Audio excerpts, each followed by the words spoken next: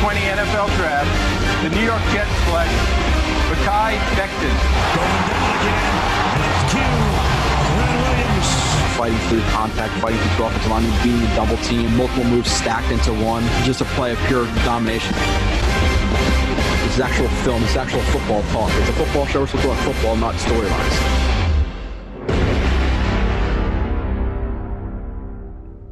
And you are listening to the 43rd edition of Blitz. 58 plays of the Jets-Bills game, which was a little bit more competitive, or a lot of bit more competitive. The first half was actually the last time I've had fun watching football since the second drive of the first game. So that was a relatively fun game. And the Broncos game was a little bit fun too, especially with that big Darnold run to start the game out. And, the Jets were leading at 1 point. So that game was a little bit fun. But this is really only the second fun game out of the Jets 7 so far. So 9 more games left. Again, tough it through the season. Look at some of the 20 to 25 to 30 guys who will be here next year, evaluate them, wait to see what they do in free agency, what they do in the draft, and obviously, most importantly, what they do in terms of their head coach hire. Obviously, if the Jets do not fire Adam Gase, there's a much bigger issue there, which I just severely doubt that Woody Johnson coming back from the UK, regardless of the results of the election, I could not see him seeing this team and the lack of success they've had both on the field. And I know, like I said, on the TV market versus the Niners, drew in the lowest game the Jets have in years. And it was as high as a regular season Yankees game. So he'll notice that. He'll notice. I guarantee you people are buying less merchandise. I'm guaranteed there's less views on their website, their podcast, or less listens. I guarantee you that the podcast is pretty poor, to be honest. But he'll notice that. He'll get fired. There's no freaking way. I don't care about handshakes in a tunnel and all that crap. He's going to get fired. If not, it's we're not discussing it. He's getting fired. Let's just say that. So 58 plays. The Housekeeping Jorby31 on Twitter. Follow Michael Nania. Make sure you follow Jets X Factor on Twitter. Jets X Factor with an S. Robbie Sabo, Sabo, no spaces. Leave the podcast reviews and ratings. We got a 5-star rating last week, so I appreciate that. 7 left, and then you get a Jets X Factor shirt. There's 2 different shirts you can choose from. We took down some of the other ones for certain issues. Guess I'm not going to say it, but you can guess. So if you want to get one of those shirts or have your name in the running for one, like I said, I'm going to take the last 25 reviews and throw a list randomizer. And if you're listening to the show, you'll have a couple days to respond to me, and I'll send you a free shirt. If you're comfortable sending your address, if you're not, then you can't win. So make sure you do that. You can email me, Joe.Blewett at jetsxfactor.com, JetX Shop. I saw the person who emailed, I think Robbie, in reference to the show. I actually thought it was pretty hilarious, your email. So I did remember that email. I didn't respond to it. I just got forwarded it. So I appreciate the email about the whole Christopher Walken thing. So I got to have some type of fun on these type of shows. Breaking down loss after loss after loss. But hey, at least the Jets only lost by 1 possession this game, which is decent. It's not that bad. So to start off with the duds, as we will, like I said, probably 16 times this year, because I really don't see the Jets winning a game. The Raiders, I don't see it. My problem with the Raiders is they're so freaking inconsistent. So I that's the one game I'm like that sketches me out a little bit. The Chargers. The Dolphins are maybe but they kicked the shit out of us the last time, so maybe even not. So the Raiders, Chargers, and maybe one of the Patriots games. Those are the 3, 4, 5 games. I'm eh. So really what you want to be doing right now is obviously want the Jets to be competitive. You want the young guys to play well. I don't think anybody's really rooting for wins. I know your heart tells you during the game to root for the win, but if you could pick before the game, hey, do you want the Jets to lose this at the end of the day? If it means I'm getting the first pick, everybody's going to say yes. I think 90% of Jets fans would say yes. But we really need to be rooting for the Jaguars, the Giants, the Texans, the Vikings, I think, and the Falcons. I think that's the other five teams who are in that top 6, because I think the Eagles, Bengals are there too, but they both have ties. So the Jets would have to either tie a game or win 2 games, which I don't see happening. So you really need to be rooting for the Jags, Vikings, Falcons, Giants, and whoever else I just said. I forget, but Yeah, we want that number one pick, regardless if it's Darnold, if it's not Darnold. Darnold, listen, you got 9 more games, but we're 0-7, and he missed 2 games, right? So the 5 games he's played so far, he would have to bounce back in an elite fashion for me to not take Lawrence at 1. Elite fashion. So I don't think it's going to happen. But to get into the duds first, I didn't really put a lot of plays into these because I just didn't. They're through different parts of the podcast. Andrews was one of them. He's going to come into a couple of plays or have the offensive line. He was just so bad that I didn't want to show up a lot of plays of just him, but I wanted to mention him as a dud in relief of Alex Lewis, who's out for maybe a few weeks. Maybe he comes back next week. I'm not too sure. I'm hoping that Cam Clark, who was healthy, but he's a healthy scratch, and that could be for one that he's not truly healthy or they don't feel comfortable with him knowing the game plan, whatever it may be, so they don't want to start him. I'm praying next week that it's either Alex Lewis or Clark, because at this point in the season, you're 0-7. Just give the young guys some reps. And I think that Clark, with 9 games to go in the season, if he could prove to be the left guard of the future, even if he has some bumps in the road, if he could prove to be the left guard of the future, then you have your left guard, you have your left tackle. I think that McGovern will bounce back. I think he's an okay center. I think that we thought he was top 10 to 15. He's been a little bit more disappointing than that, but I think he will bounce back. He's had some inconsistencies. Fant, I think, could be a average to below average guy for the next couple of years. So depending on your draft position, do you replace him? But I think that at least you have your left guard, left tackle with a maybe at center, right tackle. So I'm really hoping that Cam Clark comes back, this game against the Chiefs and plays to see what he has. But Andrew's got my third. My second in general, which I'm going to show more when I show Sam Darnold, obviously. But my second was the pass blocking. The pass blocking this game, for a few different reasons, was terrible. One, you had guys like Andrews who are horrible. In general, Fant had probably one of his worst games, probably second worst game as a Jet. I would say his worst was against the Cardinals. I think this was Becton's worst game as a Jet. Still a good game, but I would say his worst game of his young career. McGovern was up and down. And Jesus and Greg Van Roy was up and down as well. So you had a couple guys who didn't really perform well. I don't think anybody was like really a plus starter here. I think even Becton was like average this game, which is going to happen. Bumps in the roads, and his bump in the road is him looking average. It's like, okay, and maybe even a little bit above average. But for relative expectations for him now that he carries, he was a little bit disappointing in this game. Which again, I'm not killing Becton. He still played well. O-line miscommunication, Mims bad route. Yeah, so I'll talk about Mims in the future too. And obviously I'm going to evaluate everything fairly. I think that's why people still check out this channel and trust my film breakdowns. I don't just fluff people up. I hate doing that. Mims did have a good first game, but on this particular play, again, I don't want to start off the show. People are like, oh my God, you're criticizing Becton and Mims. I still think overall they played well, and they've been Becton you can't be any more happy with overall his first half or so of the season. Obviously you don't want the injury to happen. It's a shoulder injury. It's not something that's going to pop up a lot. It's not like some of the beat writers out there who said, oh, big guy, I'm worried about his shoulders. That makes absolutely no sense. And Mims first game, 4 catches, almost 50 yards. Nobody's really, the second half was the second half, which the offensive line was brutal and they couldn't pick up blitzes and things like that. So that's why he wasn't targeted. But overall, to be happy with Mims and Becton to be, ecstatic with overall. Miscommunication. So I guess we're going to look at the bad route first. From Mims in the slot right here. They put him in the slot. They put him outside. They put him in a couple different positions, which was nice to see. So just in terms of this route, which is against man coverage, I do like that he presses vertical. The only thing I don't like is how rounded his break is right here, which you're going to see. You're going to see the break foot right here. And you see how far outside of his frame this drive foot is. It's not really allowing your body to work over that. So I need to see that drive foot right there, get a little bit more under his frame. You can see it rounds him out a little bit into the defender. And then also I want to see him be more forceful with this chop down, the punch through, on whatever exactly does with his hands here. I can't see because it's not that good of quality on the L-22 and it's this far away. So I want to see him defeat that hand.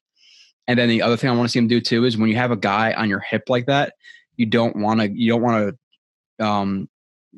keep it going vertical. You want to flatten out your route more and adjust that. So you want to cut it flat, as they say. The air quotes, cut it flat. So I want to see him again round this breakout a little bit. I'm fine with him pressing to the outside. He manipulated the hips. Just get your dry foot a little bit more under your frame, defeat the hands, and if he is still on your hip, cut it flat. Don't continue it vertical because he's able to get underneath of your route. So that's the two criticisms or a couple criticisms I have there from Mims' route, but to go into the miscommunication. Let's see where it is again. These are pretty not dry when I do them, but I just see. So you have the play action, so the entire line slides in. You have Fant, who clearly expects, and these are things that are impossible to, like, some situations you can pick it up, some of the ones you can't. This one I can't. You have Fant who obviously thinks that Griffin's going to take anything off the edge, which is Poyer coming off of the offense's right, the defense's left. Griffin never picks it up. Fant recognizes it, goes in no shit mode, and he's not able to pick it up in time. Darnold takes the sack. That's a hard play. This is just miscommunication. So it's not. Is it on Fant? Is it on Griffin? I don't know. The rest of the offensive line does a pretty good job. Becton gets his hands inside, and rides his guy up the arc. So that's a positive play for him, but can't have miscommunications like that. It's stuff as simple as that, where people look at it like, oh, well, it's this guy, or it could be this guy losing or that guy losing. Sometimes it's not as simple as that. Sometimes it's just guys not being on the same page and blowing calls and things like that. And that's why you want continuity on your offensive line specifically, but on your team in general, because they're still learning each other. Even 7 games into the season, you have a preseason, you have a lot of a camp, and even there's guys who don't even know each other great after a year. So you want to be on the same page, obviously, for obvious reasons. O-line breakdown, good blitz. The Bills do a lot of good blitzing where they overload and bluff pressures, manufacture pressures, things like that, where they do a really good job. On this play, I don't know why I showed it. I guess I'm showing it to show that really nothing's open here.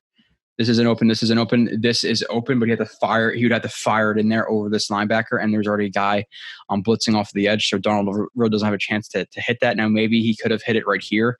We got to see his eyes first, but overall, I put it on for the offensive line breakdown.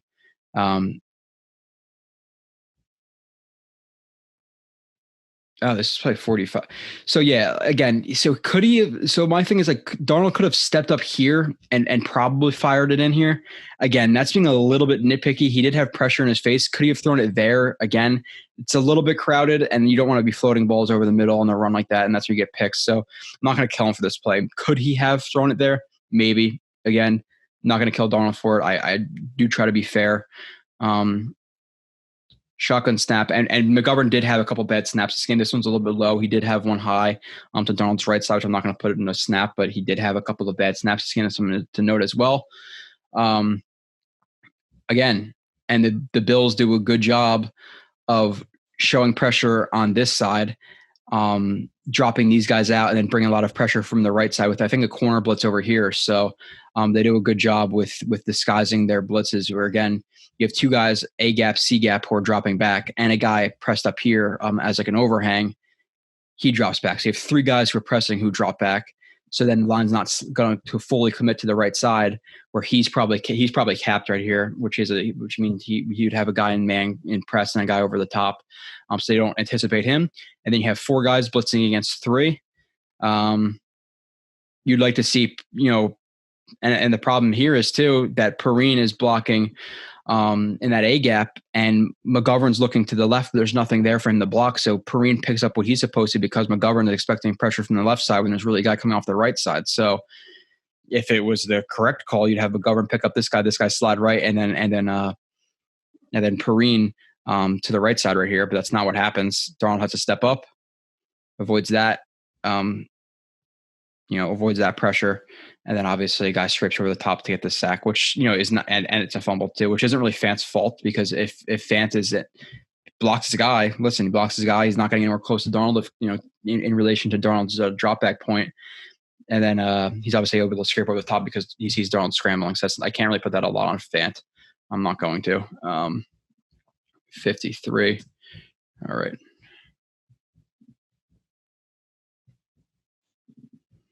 O-line sack given up.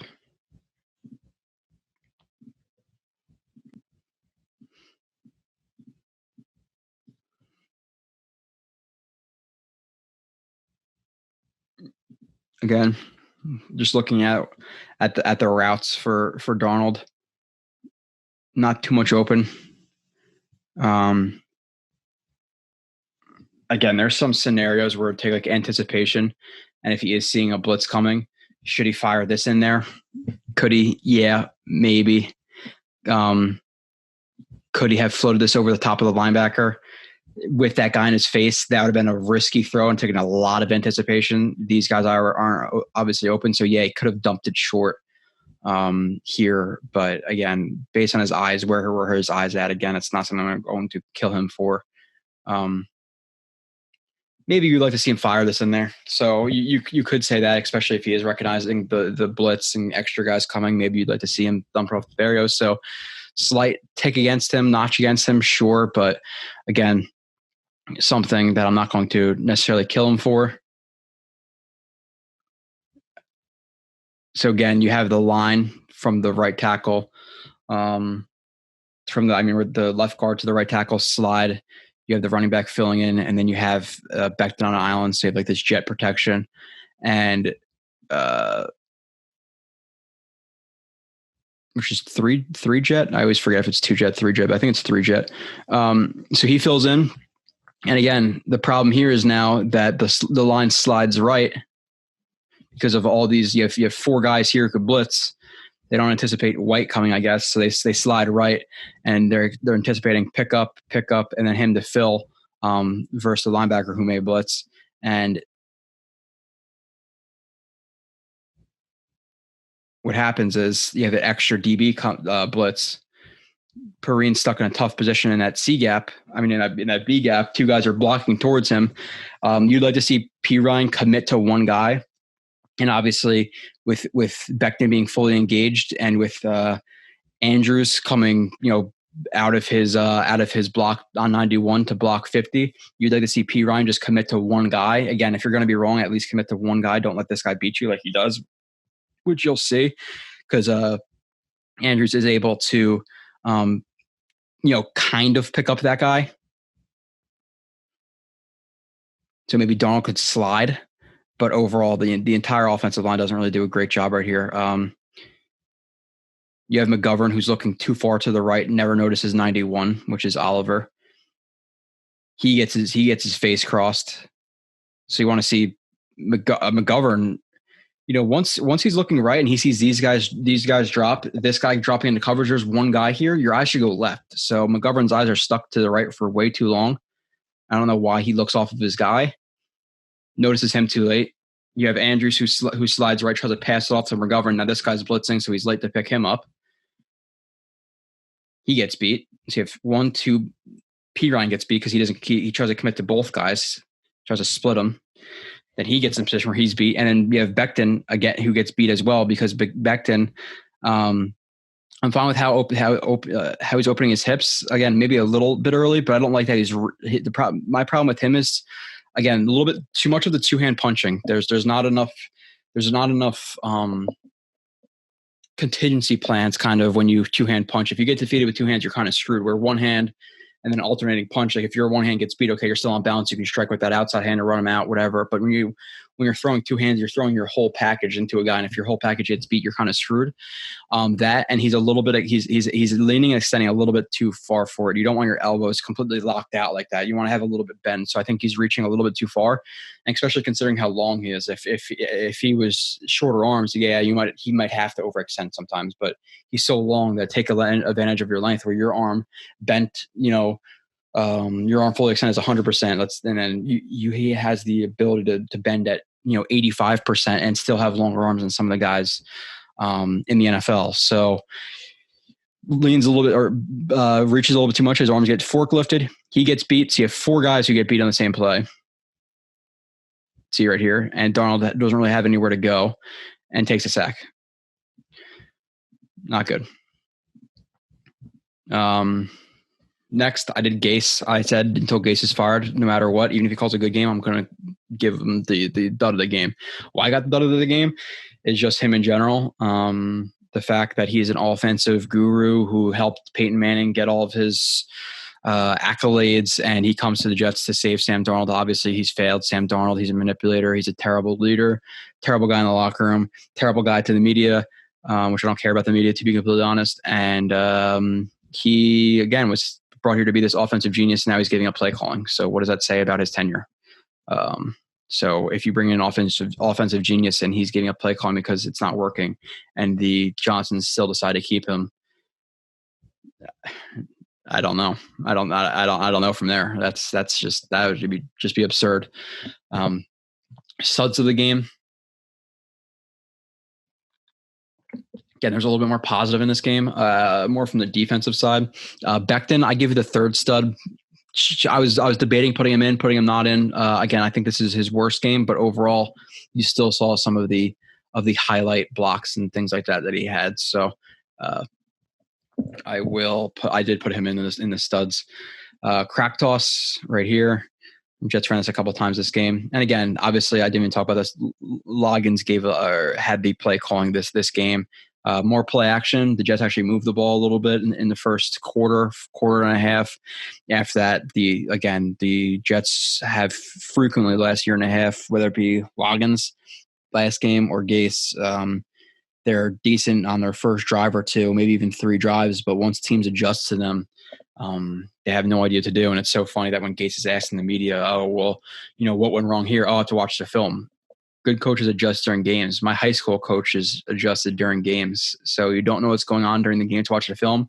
It's either an out to the media, which I think it is, or you really just suck at your job. Like you're trying to adjust, but you just don't know how to. You can't. A lot of good coaches will counter the adjustments that teams make.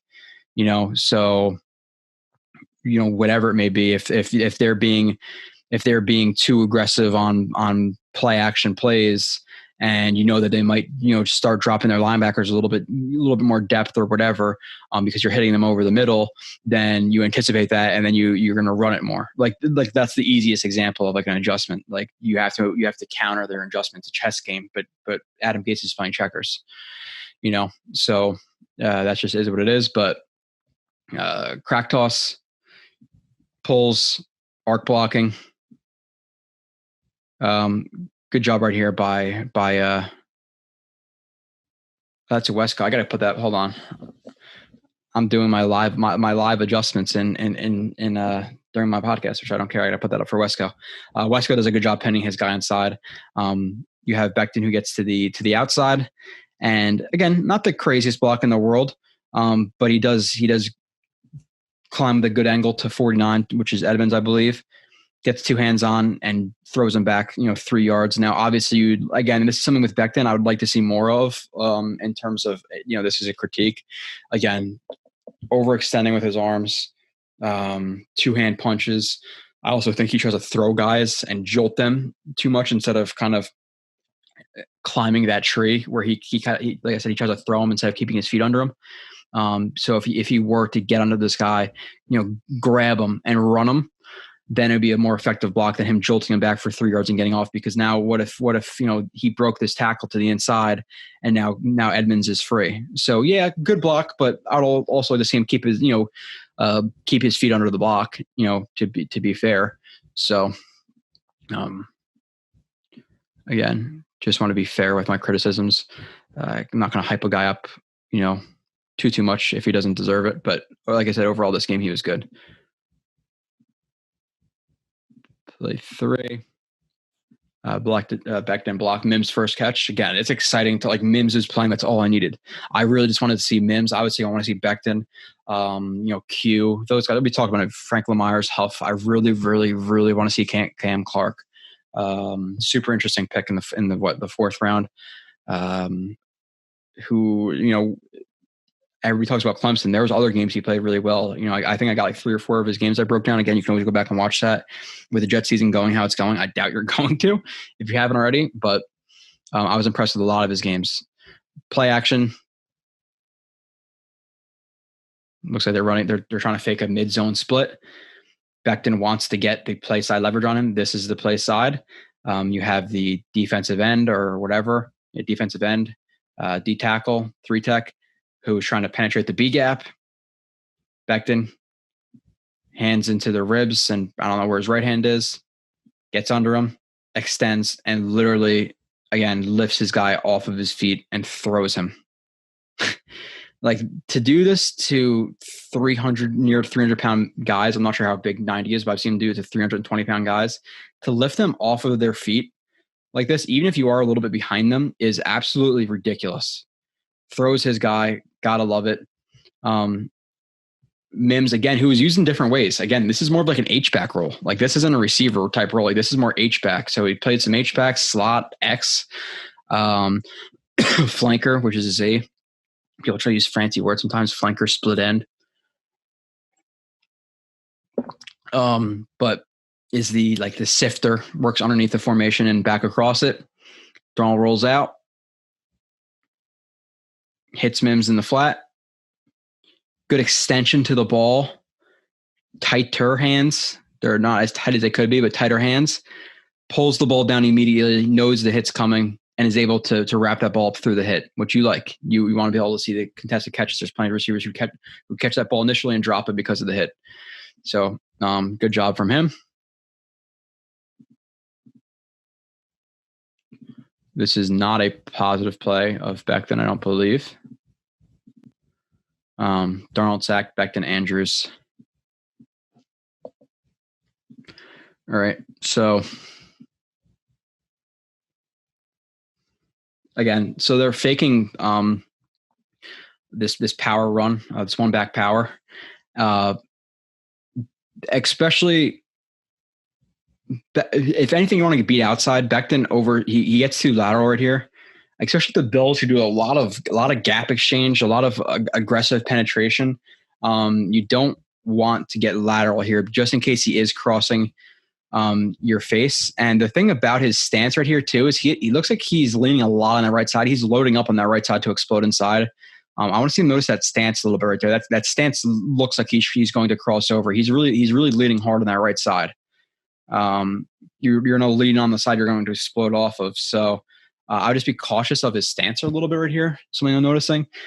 So again, especially if it is counter power and it's going the opposite way, a lot of guys will sit it down a little bit or climb a little bit, because if he does beat you around the corner right here, then he's not going to be able to corner and get to Darnold. But obviously it's not a power, but I'm just saying in general, you don't want to get beat across your face. He gets beat across his face, so Becton gets beat.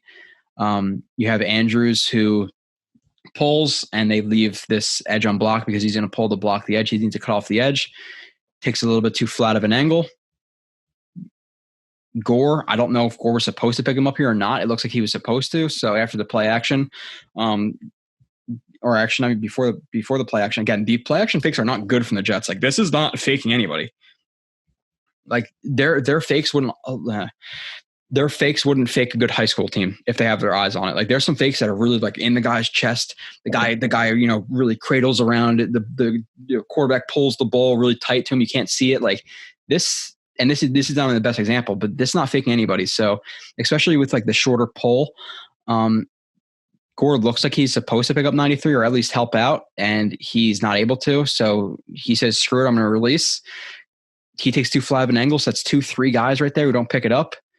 Darnold has nowhere to go. Sack. Again, I'm going to be fair to Darnold. That's the offensive line did not play well for him this game. A couple more plays of Becton, 4 more, and I'm sure he'll be intertwined with other plays. Play 10. All right. Becton, block, Mims, effort, Perine. Okay, so we have a couple. This is like the 3 most important guys in the offense at this point. Again, Fant, Govern, Darnold. If they finish 1, I don't see any way that you could play well enough after, especially considering the first 5 games he played. After that, and still getting the first pick. Again, he has to play elite for me to pick up to not pick Lawrence. And if he's playing elite, there's no way they finish 1. They're going to win at least 2 games to play that well. So another crack toss. The one thing with Mims I did notice a couple times this game in terms of his blocking, overall effort good. Sometimes the technique was good. I would say it's more effort than technique because there's a couple times where he really loaded up into guys and threw his body into him, and either his leverage was off where his aiming points were off, or guys did spin off him. So this guy spins off. I don't know if he spins off him, but he gets off of him. Yeah, spins off of him, and Mims falls. There's another play where I think I don't know if it was power or whatever it was, where he either kicked the guy out or pinned him in, or tried to and almost completely missed the guy. So he needs to be a little bit more patient, just in control of his body here, because he gets the guy drops his shoulder into him and lights him up. He gets chopped on his ass. You have Becton who gets up to the arc. Obviously gets his hands on to White. You see the good open field speed of a 370-pound guy, takes a good angle, gets to White, and White is obviously gets pushed back here, freaking 8 yards. And then Becton's running towards him on the sideline, and you can see White just not want any part of that on the sideline. He's out on that. No freaking way. I'm taking on that guy. So you like to see that. Becton is like guys know who he is already. Like you're not going to get in front of him like that. You don't want to be there. So Perine takes the ball, presses to the outside, and White overall, like obviously, Becton gets his hands on him. He does a good job being that force guy to make Perine cuts back inside, avoids 21, cuts it upfield. Perine, we'll talk about him a little bit. Overall, positive game. Did he do anything overall really impressive? A play or two, maybe, but nothing great, had a few bad plays, had a few good plays. I think this is the best he's looked. I think overall, like when he has played, he's been meh type, but Becton block, Andrews bad. Okay.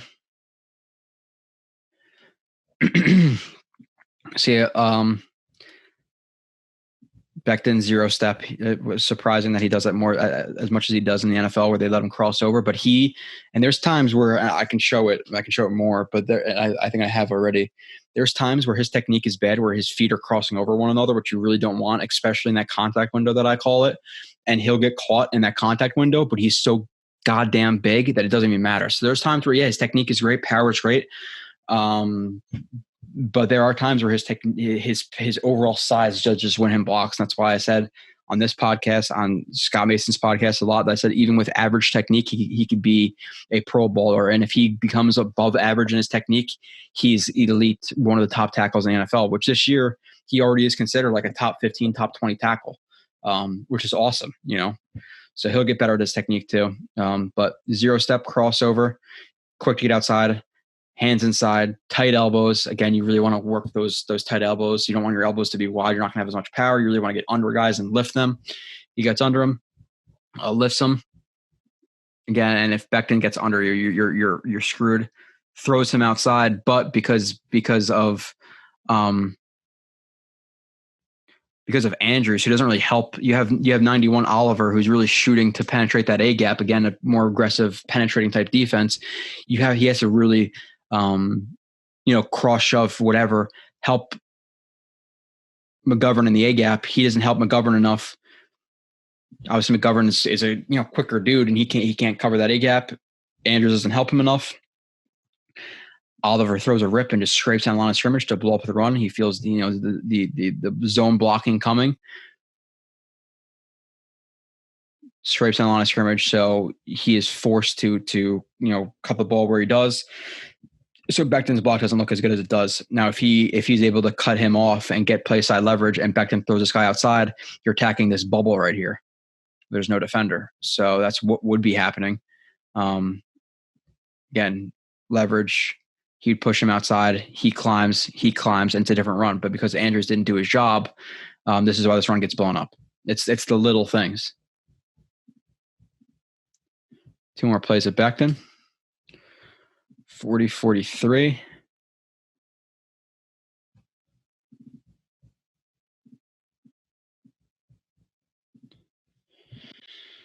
Becton block. That's all I put. All right. Again, just the power. Shotgun. 55 drops back. That's obviously his assignment. He's reading him. As soon as he drops back, eyes go inside, sees his victim. There's really no necessarily need for him to block this, but there's really nothing else he's going to Obviously, he's not just going to do nothing, so he's going to want to lay the wood a little bit. Drops, forearms, arms into him, right into the ribs, right, or the left into the ribs, the right probably onto the front ribs area. And again, this is the power of Becton. Guys who are 300-ish pounds getting literally lifted off of their feet and just tossing them. And then Darnold hits whoever this is, Barrios, on 2nd and 13 for 2 yards or whatever that is right there. Next.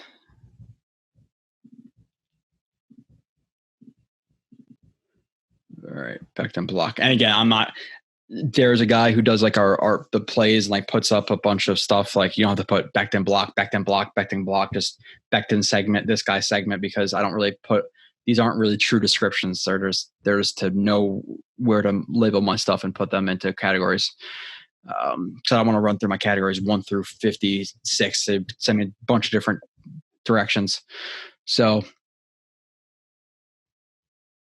again, this play doesn't not work out for multiple reasons.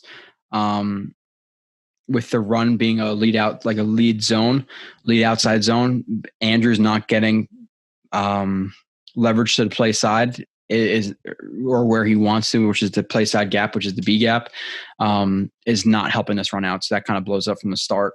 And that's really all it is. This is Andrews. If he were to get in front of his guy, you have Van Roten doesn't necessarily win, but if the run was outside here, it wouldn't really matter. McGovern climbs, gets leverage. You'd have Wesco who's leading. You have Becton who threw his guy outside, but Andrews does not win. He takes a drop step and then tries to cross over his feet. He's going to cross over his feet right here. So you want to see him scooch right here. I want to see him scooch.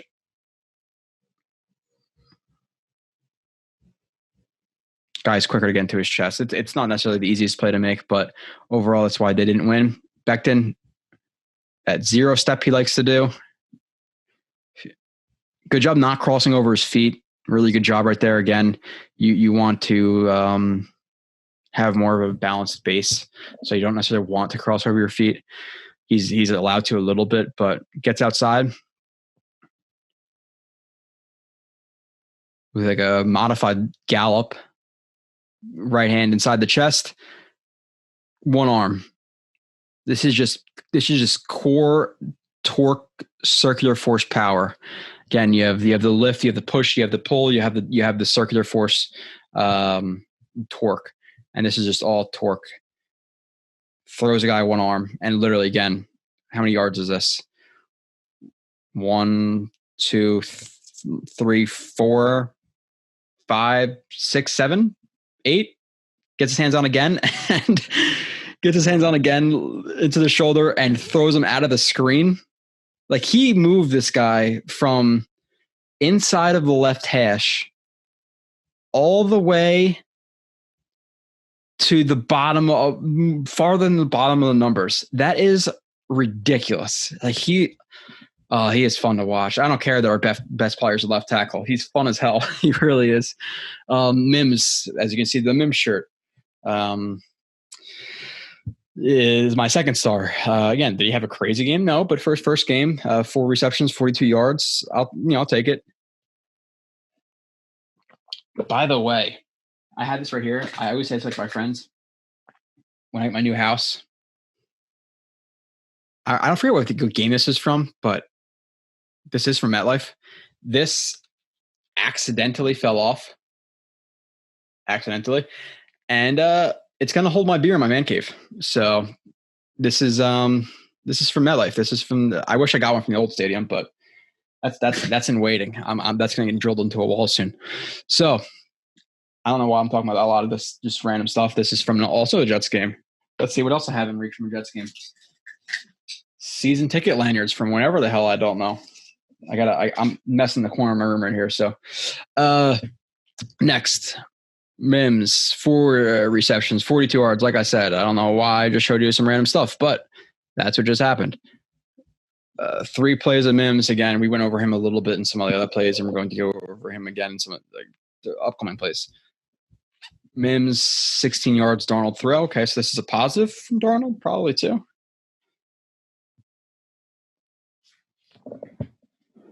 Okay, so Mims on the bottom right here. Again, tighter split. They're playing him a lot in different places, which again I like to see. He's on White's in coverage or man coverage. It's not the best coverage. I'm not sure if Trey White's eyes are inside a little bit too much. He looks at Mims there. Does he look back inside? I'm not sure if he does or not, but he is committing a little bit too deep too early, in my opinion, like where his hips are open right here.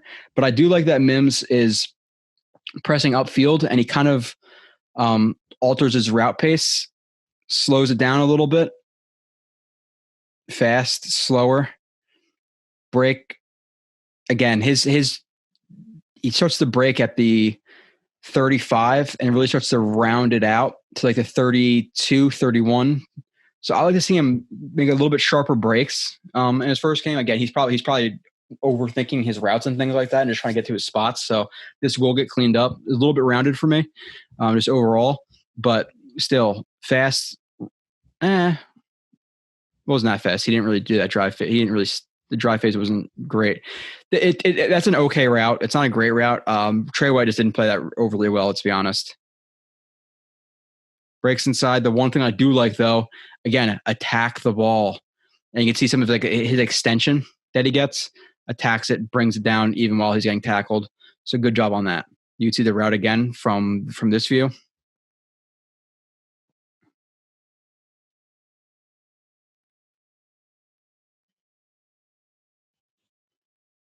Again, not the craziest route. I just don't think Trey White plays it too well. Again, being fair.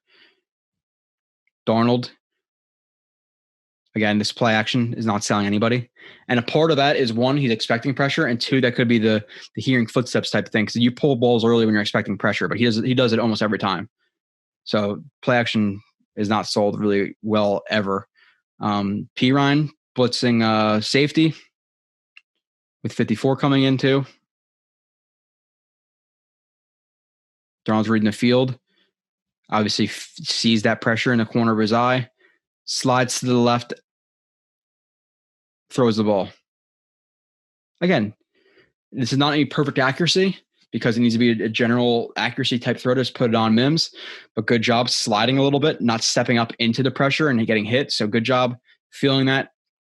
One slide over, throw it, put it on him. Extension to the ball, catch, tuck, and he secures it again.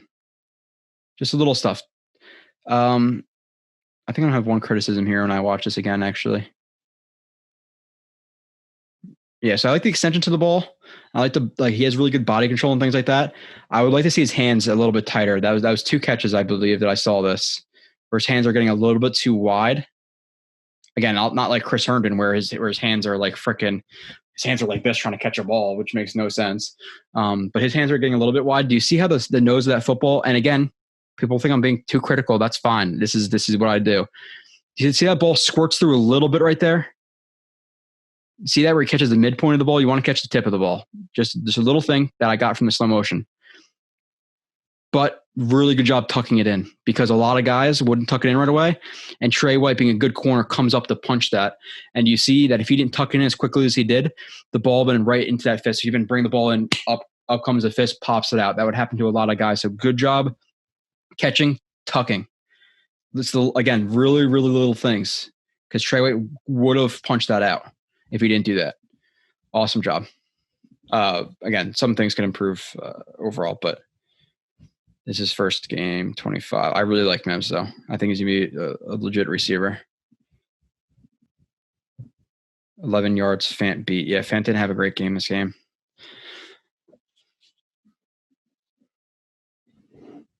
All right, so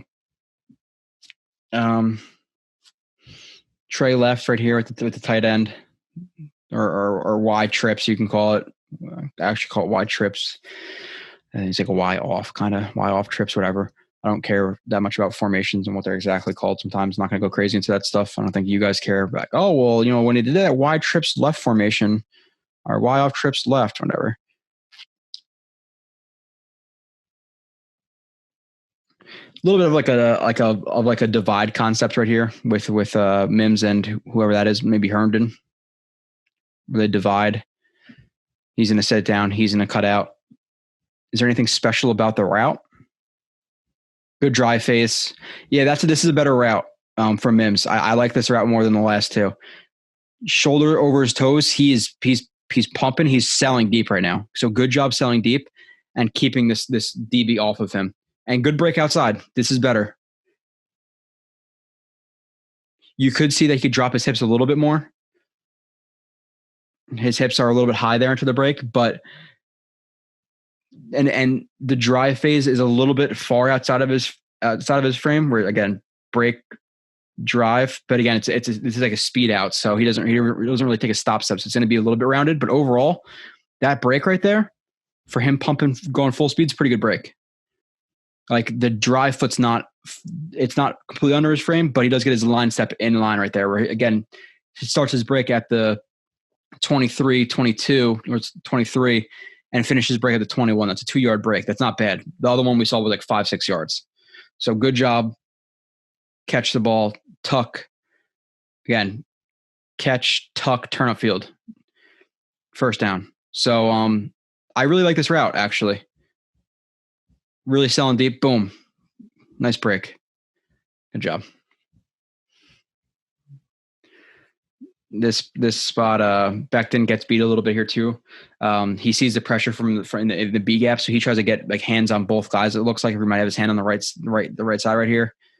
Shoots high again. His hands land a little bit high, and the problem with that is, again, the surface area, higher on the shoulders is not as good, and they're easily able to just if the guy swipes upwards or wipes it, as some people call it. I actually call it wipe it. If you wipe it up.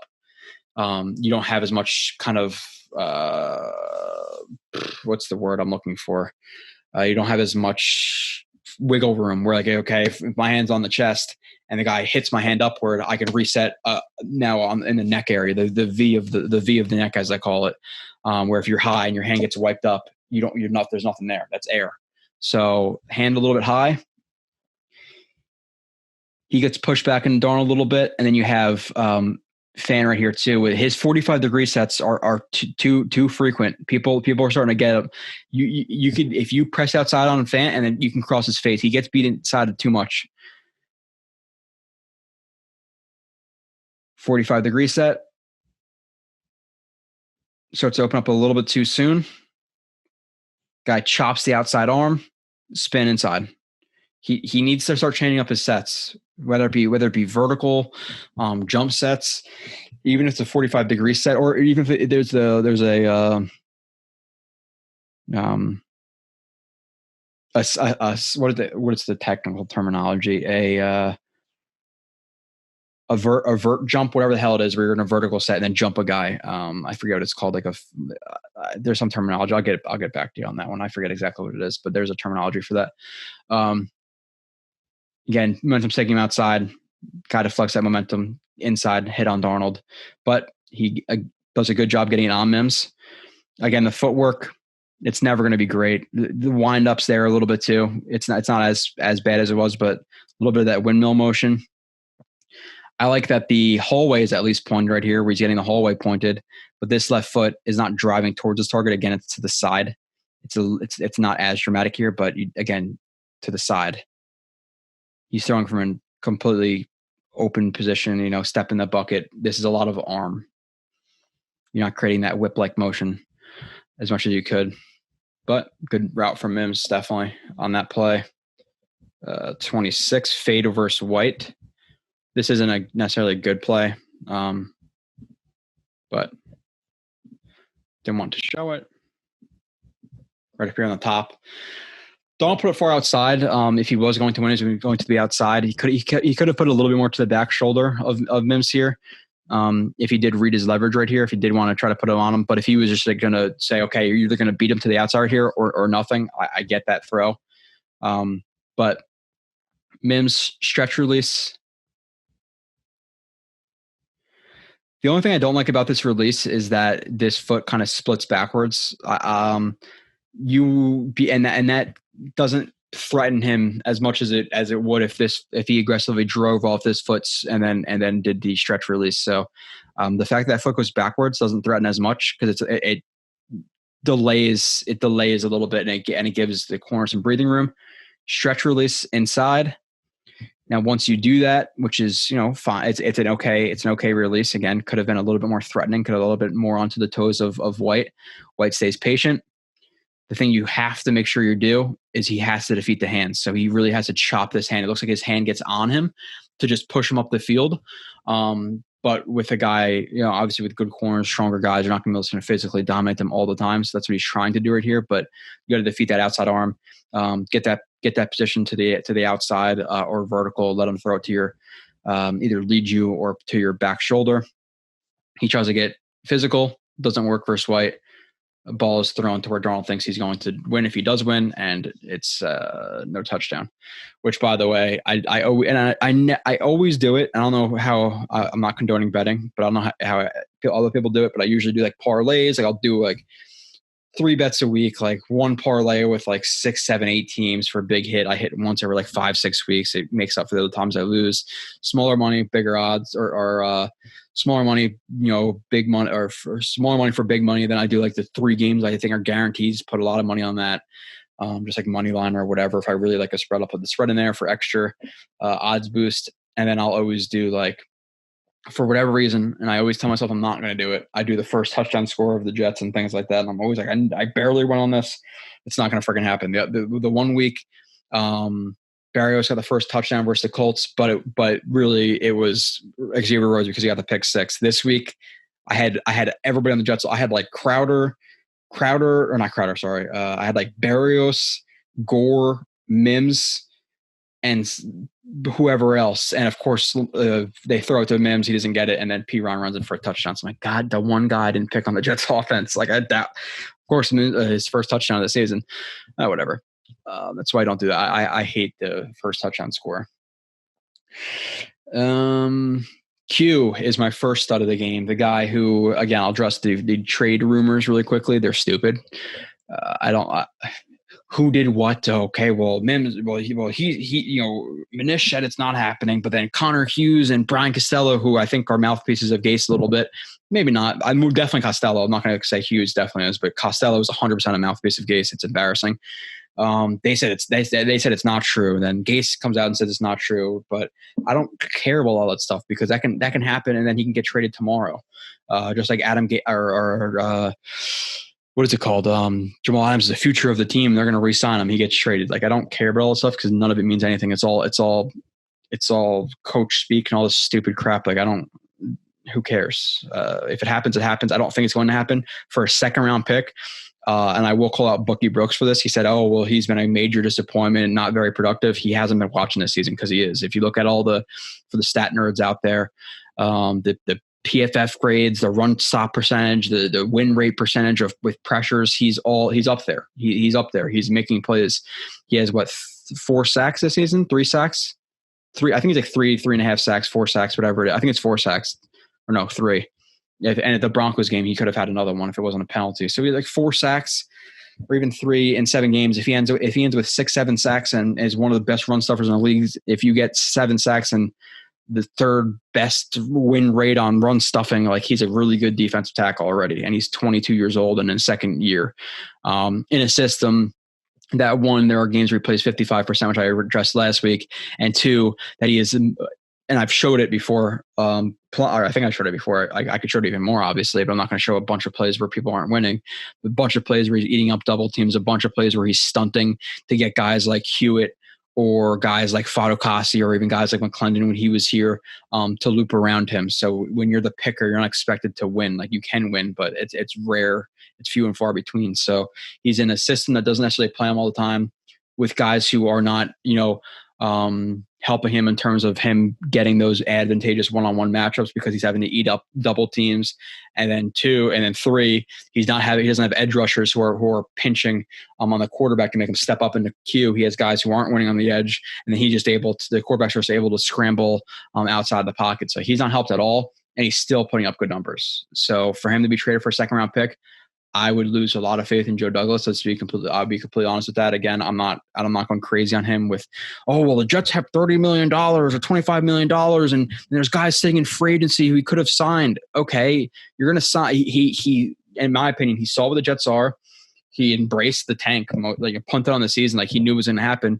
Signing a guy like Logan Ryan and Clowney is just going to kick money or take money from the future that you have that you can roll over into next year. Into years future or into oncoming years that you can't use. So signing a Logan Ryan, what would this team go from 0-16 to 1-15? Would he have won us one game? Or Clowney who's doing nothing with the Titans, or the offensive line and this and that. Like, okay, again, could he have signed Conklin? Sure. Is Fant playing bad? No, I think he's been okay. I think that's a good signing for Douglas. And who says that Conklin would have? Again, it's not Madden. The Broncos offered Conklin. The Browns offered Conklin, whatever, $11 million. If the Jets offered him 11.5, he would have came here. It's not how it works. He could have got a call from the Jets, laughed and hung up, or the agent. So I'm not as, down on Douglas as other people are, but to go back in the direction I was just, going towards, if he did trade Q for a second round pick, I would lose a lot of faith in him. Even if he was to trade him for a late first, I wouldn't be happy. I think I need a top 20, top 15 draft pick for Q because I think he is that good. Go back and if you want to do a little research, go back into all the last, 3, 4, 5 drafts, look at the second round defensive tackles. And then if you want to go into the stats and you want to look up the run rate win percentages and pass rush rate win percentage, all that stuff, and compare any of those second round defensive tackles to Q or even a late first round, have fun. Especially considering his age and what he's doing. It's stupid. Second round pick, I would be furious, absolutely furious. So, getting into Quinnen Williams, good timing. Obviously, I queued it up. Q hidden production. This is just to start it. 2i right here. I hate the green on green. I hate the white on green. I don't like to be completely honest with the Jets jerseys. I don't like the green. I think the green is a little bit ugly. I like the black. I like the white. Not a big green guy. I'm not. Like I'm good on different greens. Like the Eagles green's nice. The Jets green, this green, I'm not the hugest fan. I think I like the last green better, to be honest. I think the last green is more of like that forest green. This one's like I don't know. But step up the field, sees the double team coming, the combo block coming, leverage, tight elbows, hands inside, anchors down. Again, sees the double team coming. What do you want to do? You're trying to fight through it. Sure, then you might get blown off the ball. You want to anchor down. You want to drop your hips. You want to work off the insteps. What does he do? Gets into one guy. He attacks the high leg right here. Attacks the first guy. Attacking the first guy, one, he's able to sit it down. He doesn't split him, which you can split him, but attacks the one guy, which doesn't allow him to get to the second level. Sucks in this guy a little bit as well because of it. They don't create movement on him or a lot of movement. Drops his weight, rips this guy to the ground. Because he's helping and looking towards the second level when to peel off of this block, because now he's the post man where he's supposed to be the high leg and he was supposed to be the post. Now it's high and post kind of switch responsibilities here based on what Q does. But Q drags them both down. He throws him off balance. He literally throws this guy to his knees. Now Q goes down too, but anytime you can win and take out one guy for two or two guys for one is great. So great power right here. Good job working off the instep. Good job dropping your weight, throwing down, getting two guys off balance, and stuffing the run. Again, they wanted to block Q, pass Q off to either one of these guys, and then pick up Hewitt and have a big hole here through the B gap. But Q is barely moved by a double team and throws two guys into the ground, or one off balance and the first one into the ground. So hidden production. Did he get the tackle here? No. Did he completely blow up that run? Yes. So that's the stuff that matters, that the Bucky Brooks out there and all these guys who comment who there's absolutely no way and it is their jobs, so they have more time than I do, but to go through all these games and watch all these players, it's impossible. So I just think if you don't know about a subject, I would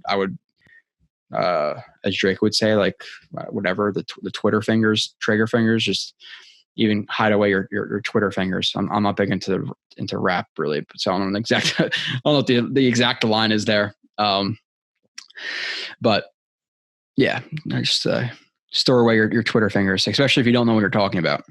And I think Bucky, like, he's been in organizations he played, like he was. Well, I don't know if he's a scout. I know he played in the NFL, so I know he's talking about. But I doubt he watches the Jets games as far as he should if he's saying Q is not playing. Severe disappointment. That's a joke. It's an absolute joke. There's no ifs, ands, and buts about it. He's just not watching. So,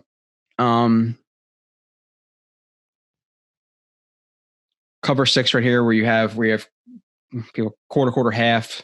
Some people call it 42. Some people call it cover 6. Again, a bunch of different names. He's in man coverage basically on any vertical from the 2 runs vertical. And again, so May had a decent game, but plays like this are not good. Like, this is the stuff that you don't notice in the broadcast, but May opened his hips up too much right here. Again, want to see him stay over the top. I hate people opening their hips too early. Opens up his hips too early. Skinny post.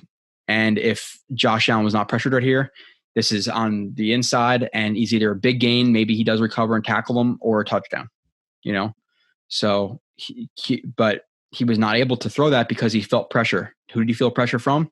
Quinnen Williams. Ball is thrown outside. So again, did he save the touchdown? Maybe.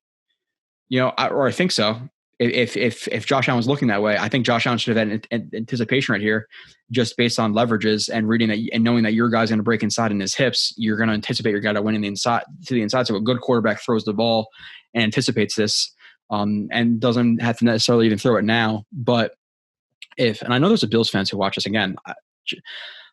Josh Allen's taking steps up in the right direction, but I don't love Josh Allen still. I don't think he's some MVP type candidate. I'm fair with Jets players. I'll be fair with anybody I watch.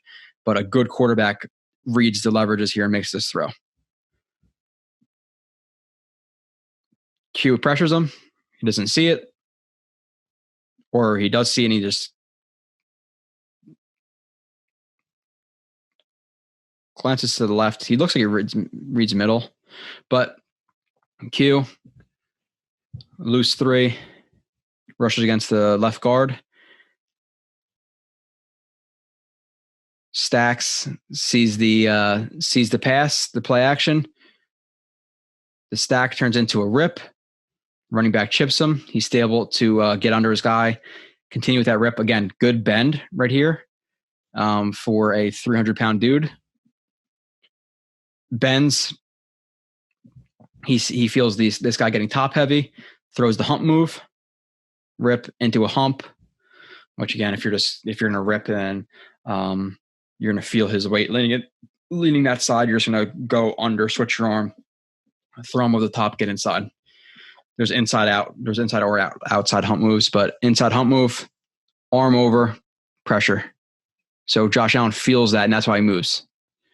Again, do you force the throwaway instead of a potential 35-yard touchdown, 36-yard touchdown?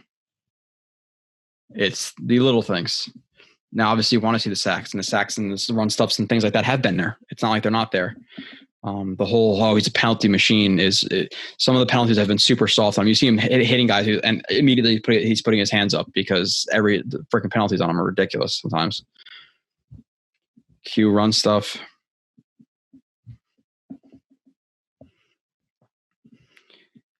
Again, 2-eye. Offensive lineman steps inside. He matches. Hands inside. Gets under him. Stacks him. Eyes peeking inside. Doesn't know where the running back cuts. Checks if he's bending the run back. Doesn't see him cutting to the backside, sees his track, whatever. I think he doesn't see the body right here, so he knows he's cutting into the inside. And just pulls the guard through, jerks him through. Obviously, pull getting blocked into him helps, but he was still going to get off of that. Tracks on the running back for the tackle. So there's two things that help him here: pull, and then the crack block on pull. The crack blocker being in that gap, and the running back running into him helps too. But he's still able to shed that and tackle him again. For him to just be able to stand up 65 like this and just treat him like a child. Oh, not there. Like just this little motion of like stack him. I'm gonna check. Nope, other side. Like that's like he's good, man. He's good. Don't let people again. If I have to get all the Nania's numbers and stuff like that for you guys to believe me, that's fine. You can obviously a lot of you guys follow him already. He puts up plenty of stats of this percentage versus that percentage versus this guy. He's one of the most productive guys in the first 2 years of his career, and even in the NFL right now, he's one of the most productive guys. So.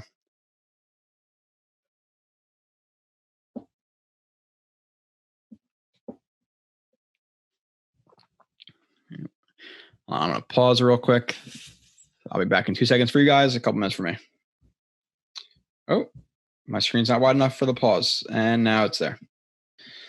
All right, we're back. Got a work email that I need to check real quick. QB hit. Okay. Right here, 2I. Power. One step up field. Obviously notices the drag hand right here. The left guard is sliding to his left or shuffling to his left. So the center is going to be coming over to block him. Defeats the drag hand right here. Chops it down. Tries to penetrate the A gap. Center leans. Again, another hump move. Gets his left arm under the armpit. Lifts him up. Arm over. Quarterback hit. Quarterback throws away the ball. Again, watch how quick this happens, though. No impact. He makes no impact. He's a bust. He's a disappointment for what he is expected to be. 3 more plays of Q. All right. Q sack.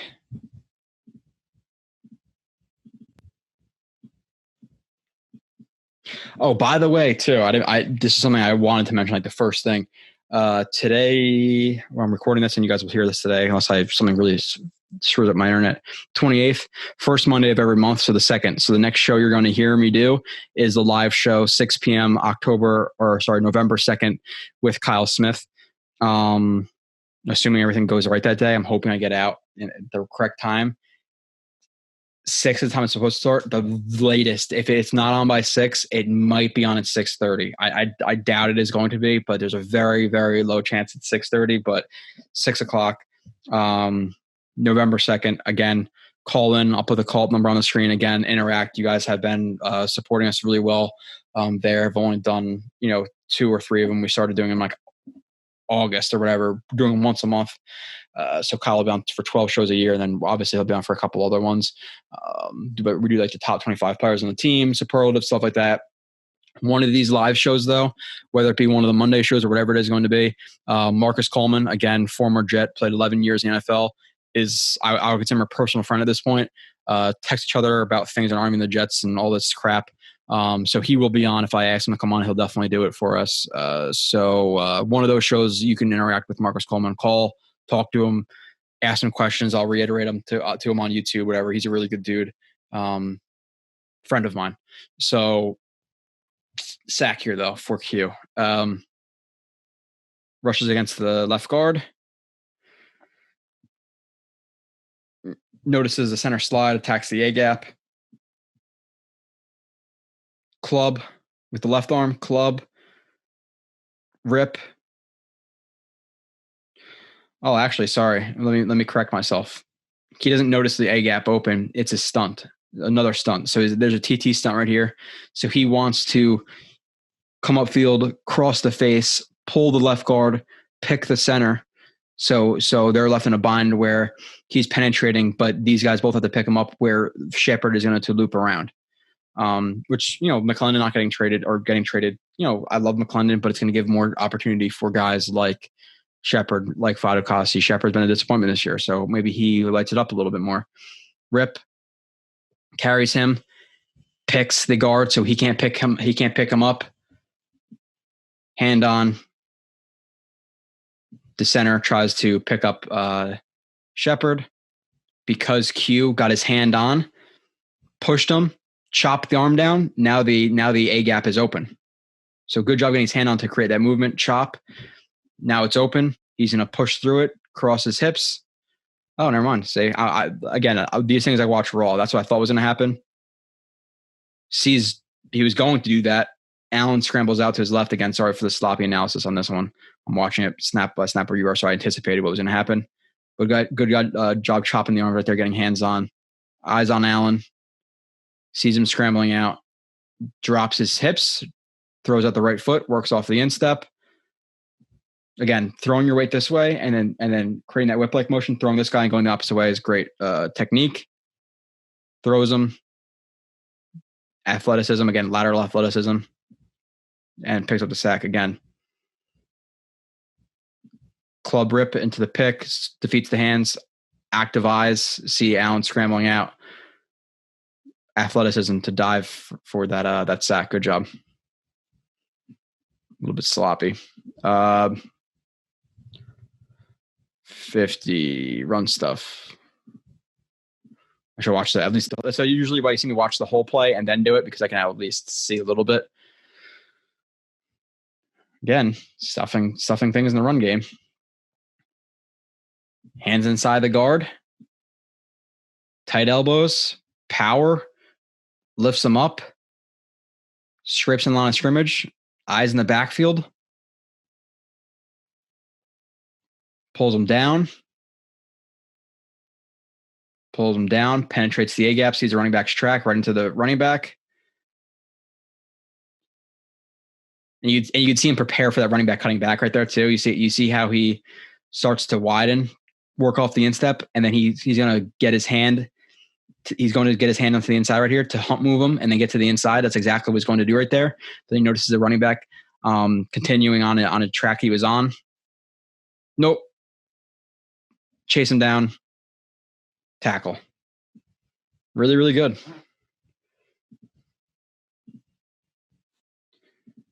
Jets spot drop Q rush. Okay, so this is a negative of the defense. So much spot dropping. The defense is frustrating, and people will be like, "Oh, it's Avery. It's Hewitt." And there's times where it is, but they've been terrible this year. Like the linebackers and the coverage have looked bad, like the worst I've ever seen. They're bad in coverage, but they're not that bad in coverage. Again, it's just simple things that because of the spot dropping that they're not picking up. Again, you have three guys right here. And what is it? It's going to be cover 3.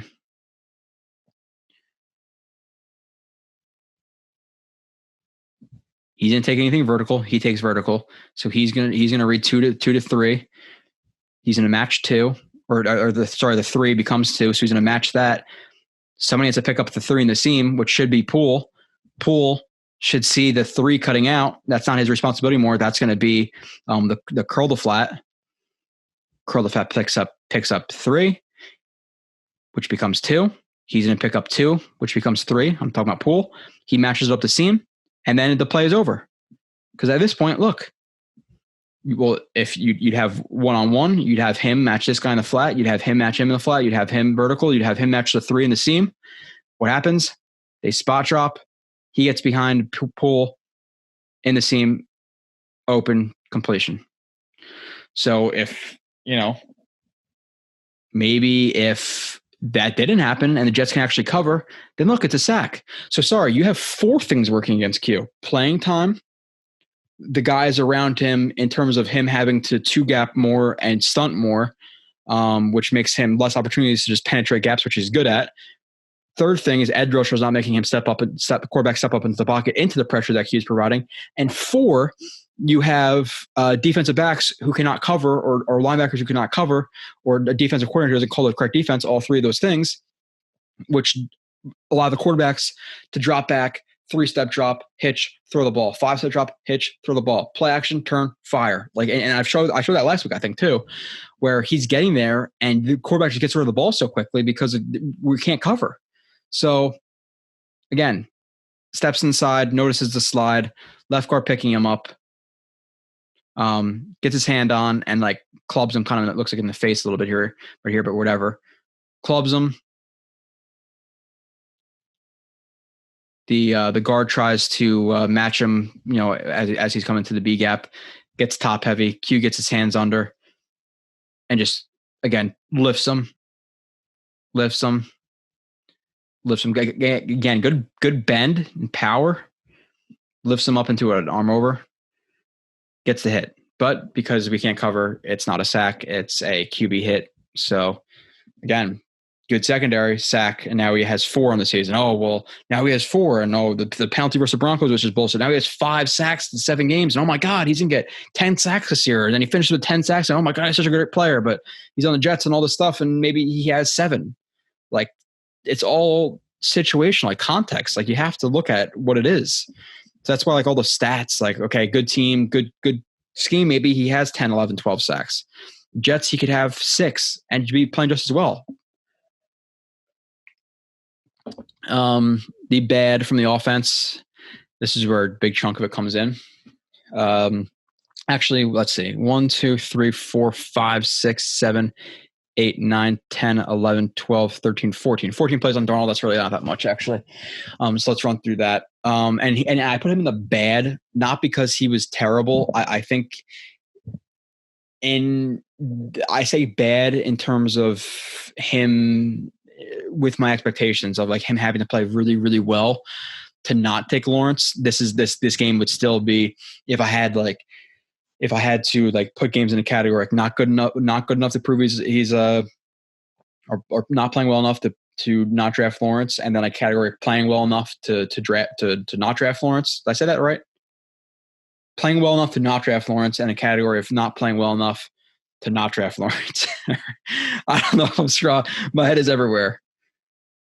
Playing well enough, this is how I should say it. Playing well enough to skip on Lawrence, or not playing well enough where you have to take Lawrence. 2 categories. I would say 4 out of 5 of these games, he's not played well enough to skip on Lawrence. That's my opinion. The Niners game was okay. Like, that's it. It wasn't great. Like, he hasn't had a great game this year. He's had a good play or two, or even more than that. A few good plays in games, but nothing impressive enough to not take a generational type guy.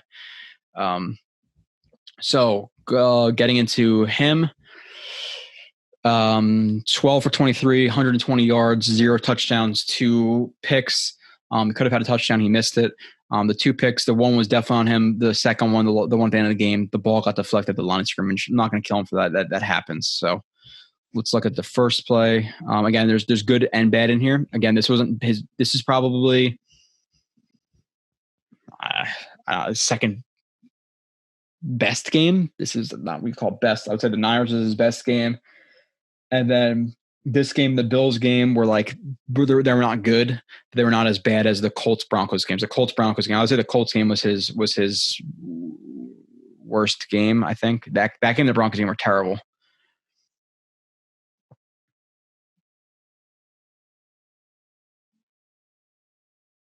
This is a good play. Play action, roll out, see the pressure, plant, read the leverages, and fire. And this is good. Like, this is good reading of leverage. You have the whoever this is matching him with the DB. You have the other DB matching the flat, and then you have this receiver, which I think is Perine, on the over. So nobody's matching Perine. So good job reading that quickly, firing, getting rid of the ball, putting it on him. Good job. Easy as that. I'll be fair. This is where the Jets actually ran some, and then there's benefits and non-play action. It's good. It fakes out teams. It sucks up coverages. It also takes your eyes off of those coverages. If you don't have a good offensive line, lets blitzers in without Darnold being able to read them. So there's positives and negatives of play action, but play action rolls out, sees 97, rushing him, plants, and you can see his eyes are left first, quickly looks middle and fires. This is the decisions I want to see. Oh, he's open, throw it. That's how quick it's got to be. Puts it on him. He saw that read for a split second and hit it. So good job right there by Darnold.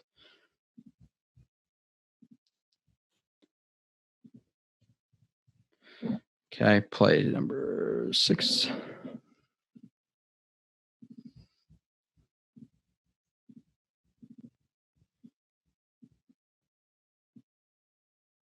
Oh, man. Yeah, Darnold slow through reads. Okay, so this is the play where Mims is obviously opening the flat. Based on pre-snap, I don't have an issue with him. And again, this is based on the flexibility or lack of flexibility that you have that he's allowed to have. 2 versus 2. You have Herndon and Griffin, which Herndon's in the backfield again. Some creativity with the offense versus Tre'Davious White and the safety.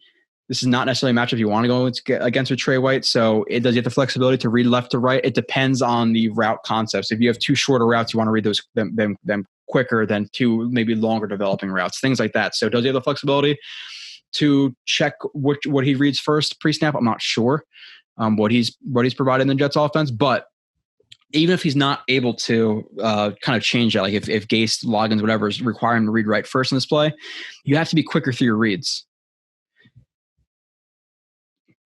If he cuts out, he's here, and he's over top on the goal line, you know that this is not open now.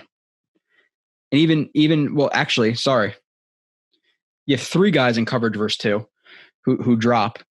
You have the linebacker who pre-snap, if you're looking to this side, you're looking at matchups. You have Trey White, you have him, and you have potentially a linebacker. Could he be an overhang? Could he be rushing? Yes. Could he not be rushing and dropping into coverage? Yes.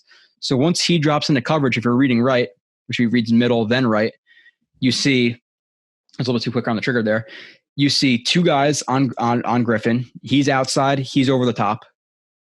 You have this linebacker over the top.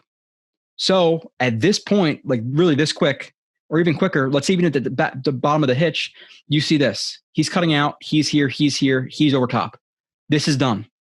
Get off of this read. Go to the left. Now, honestly, now he looks to the middle and sees Berrios. He could have hit Berrios. It would have been a tight window. He could have hit Berrios. Maybe. Again, it's a little bit ticky-tacky, but if you're not going to throw it, look to the left.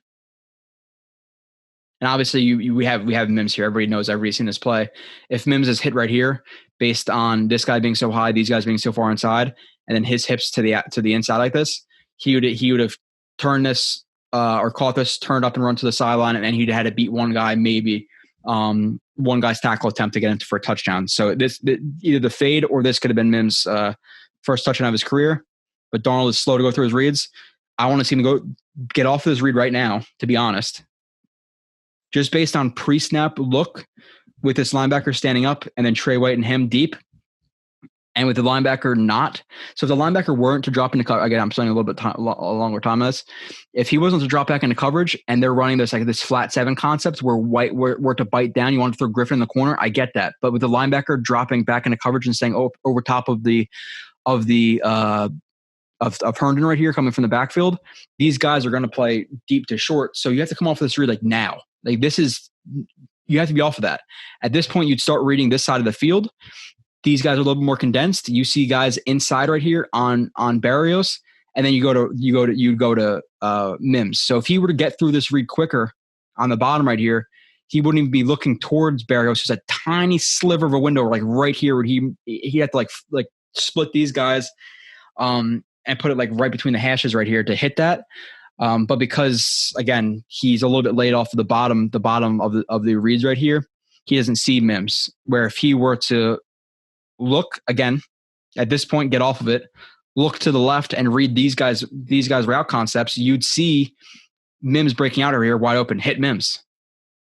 But because he's late again, he recognizes Berrios first, but he would see that if it was more condensed. So slow through the reads right there. Mims I criticized a little bit too. At this point, obviously there's pressure. He again, okay, so that's the first part of it. I forgot about the next part of it. Slow through the reads. He would have seen Mims earlier. Now he scrambles out.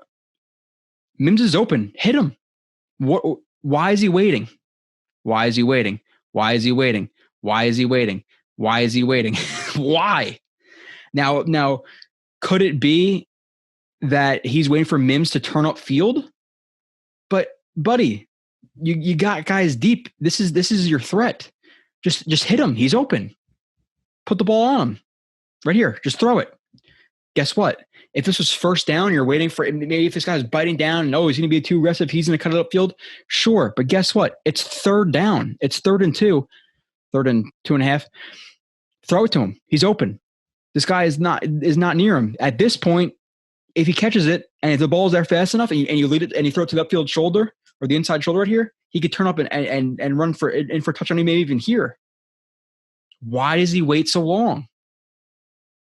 Mims is like, oh, what the F am I supposed to do? Now I want to see Mims attack the ball a little bit more here. And again, this is a little bit like of a harder criticism because it's such a quick decision that there's only 8 or like 10 yards of air distance, so it'd be quick to time it, attack it. But again, you'd like to see him attack it. But again, reads right, a little bit of pressure. Becton, again, not his best game overall. The guy corners a little bit on him. Darnold steps up and avoids it. Why was he not throwing it? Now he's looking deep probably at Perine right here, whoever that was deeper. But he sees Mims for a good amount of time. Let's see when his eyes went to, and it's going to be hard right here. He was looking towards Perine at this point, deep. And now his eyes go to Mims. But why throw that extra pump fake in there? Like, why hesitate with it right here, right here? At that point, his arm, he's looking at Mims. Just throw it to him. He's open. And again, even if he is rolling out right here and he sees Perine and Perine is covered, this guy's underneath, check Mims real quick. So there's a lot of problems right here with Darnold on that play. I spent a decent amount of time on that one, but that was bad. That's just you have to read defenses and read leverages and pre-snap to post-snap. Okay, well, I thought that linebacker was going to blitz. Now he's over top of Herndon from the backfield. My flat 7 concept's not going to work because they're going to play deep to short. Whereas, like I said, if he was a blitz, now your flat 7 puts stress on White. Now White drops. You're going to trust Griffin to win one-on-one to the corner. I get that, but that's not what happened. So pre to post, you have to cycle through your reads quicker because of that. It can't be a surprise to you, but that's not what happens. Darnold quicker to check down. So this is a positive play. This is just a check down. There's a lot of times in the last couple of games, weeks, even the last season or two, where he's too slow to check it down. And then guys, instead of catching the ball, turning up the field for extra yardage, they're hit, tackled right there, or even the ball is dropped because they're hit as the ball is coming because he's too slow to check down. Again, it's the little things that Darnold's not doing. We're here, spot concept with the flat, the sit, and the corner triangle read, and then you have the bottom with another flat 7. Yeah, like flat 7, flat 5, and Darnold reads the top of the field, doesn't see anything open that he wants to throw. Sees these guys gaining depth. Sees Perine or whoever that is from the backfield with leverage to the outside on the linebacker. And guess what? Second down, he's open 2 yards past the line of scrimmage with some room to run. Fires it. It's simple as that. Turns up the field, extra yardage. There's weeks where he'll drop back, read this, hesitate, read deep, roll out. This guy would have closed ground. He would have hit him for a 2-yard gain, and then he'd been tackled. But the quick trigger right there to hit him is what affords him the opportunity to turn up field. Again, there's scenarios where he's not doing that. So positive play to check. That's just a check down. Gave him a positive on that play that I will mention. Again, I'm not cherry picking plays for either bad or good on anybody. Darnold seed. Okay. This throw was so good that I almost think it's too risky. Ridiculous. So another sale concept where you have the and again, it's a little bit deeper of a sale concept where this almost acts more of like a scissors at the top, because it's second or third and 20 or whatever. So you have the flat intermediate post. Some people call this flood. I don't call it flood. I call flood something a different route concept because the sale is typically the flat corner and vertical, where the flood concept is typically a flat, a corner, and a sit route or curl or comeback from the outside guy. So they're a little bit different. They're both 3-level reads, but they're I call them just different things. But Darnold trusts his arm a lot right here because he knows that this guy is carrying Perine or whoever this is. That's Perine right there. So this is Mims on the post. So that he knows he's carrying Mims, and he trusts himself to put this over the head of the whoever this is, DB, linebacker, it's probably DB, and to lead Berrios. So that's what he's seeing when he's throwing the ball. He's seeing him sit, him carry, and he's going to throw the ball like here or wherever it is. So he trusts his arm a lot right here to put it over that guy. So that is a ridiculous throw, but at the same time, like just being honest with my opinion, if this defensive back weren't to gain depth and then kind of bite inside and then go back up, he might have got a hand on this. You see how he stops right there and turns? Like if he were to, and I know his eyes are back on him, but if he were to look inside right here to Berrios and match him, would that have been different? I don't know.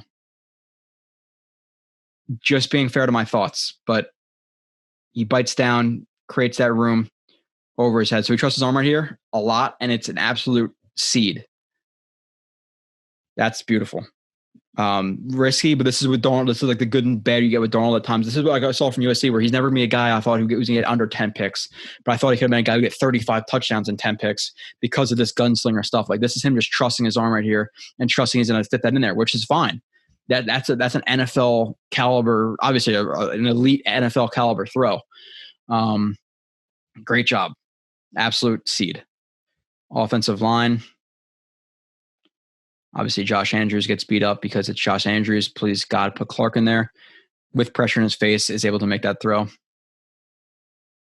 Yeah, that's ridiculous. Yeah, that's nice. Okay. Moving on.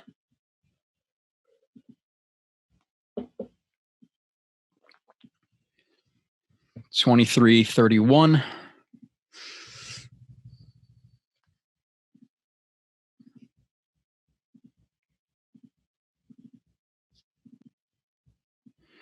Darnold ball too far inside. PI on White. Okay, bottom of the screen. Perine versus White. White does a really good job, obviously staying over the top, squeezing. This is a designed fade where Perriman's looking back to the ball. He stays over the top. Darnold, now even though he does get squeezed inside, he has to read that. He has to put the ball to the back shoulder right here towards the sideline because obviously White with inside leverage, you want to throw it away from him. The open grass is here, not inside. Again, based on leverage. He puts the ball too far inside. It's almost a pick. Again, needs to throw it more to the sideline right there. Perine does a good job playing defensive back. Offensive line blocking is okay. TE right there, like really tight TE. Again, when guys are this tight, watch for something coming. That's a little bit of a tip off for sure. They're put in a situation where you have the delayed DB blitz. He passes off the penetrator or the picker to Fant. Now Fant's in a situation where he has two guys to account for. So good job at least getting a hand on Poyer right there from Fant.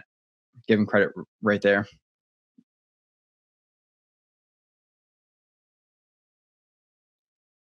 Again, now with his footwork, not driving towards his target with the lead foot. The hallway looks relatively correct, where it's the midpoint of the foot is pointed towards his target, but you want your midpoint, your shoulder, your lead foot all aligned for the most part. Your lead foot's going to be a little bit outside, but his lead foot, see how the hallway is pointed outside, where this is pointed straight? That's not good footwork. A little bit too like open. Again, a lot of arm. And the ball goes where your lead foot goes. Your lead foot is both going sideways and up, not proper. Where you want it going through your guy, or through where you want the ball to go. Ball's inside, the lead foot's pointing inside, not a coincidence. The ball is too far inside. Plays defensive back, where if he didn't, could have maybe been a pick. Not the best. All right.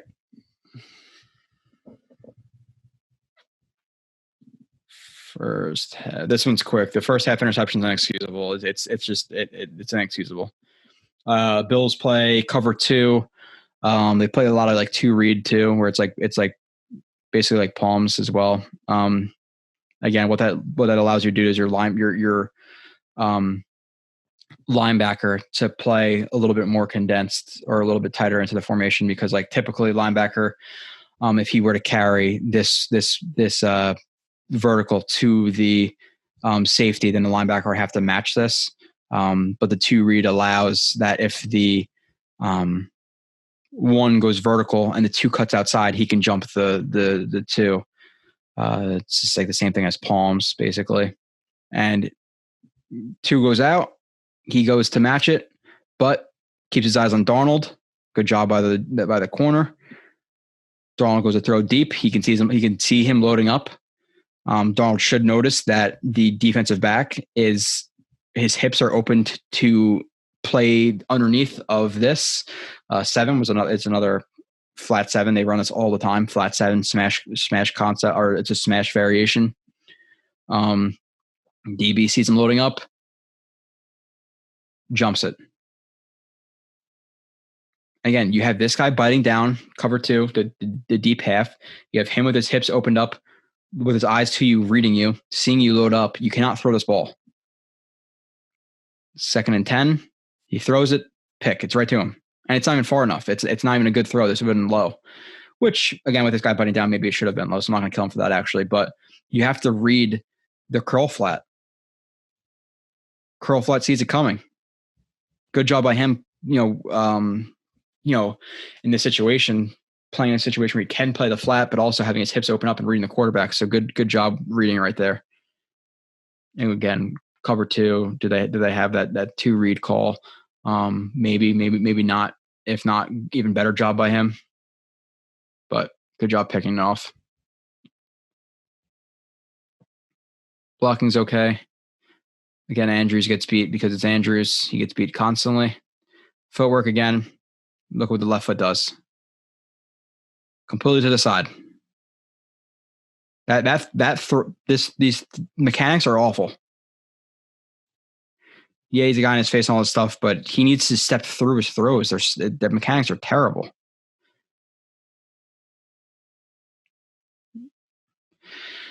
Pick right before half. I think that leads to a field goal for the Bills, I believe. They're all miscommunication. Again, this happens. Be fair, it happens. This can happen. This can happen. Aaron Rodgers, Tom Brady, whoever. You want a little bit more time with your receiver to know these things. Jets, you see Jameson Crowder run this a lot. You actually see Herndon run this a lot. Jerk route, where they have the option to come in where it's like a snag. We're gonna you're gonna stem inside, sit it down. That's a simple snag. To at least my terminology, snag.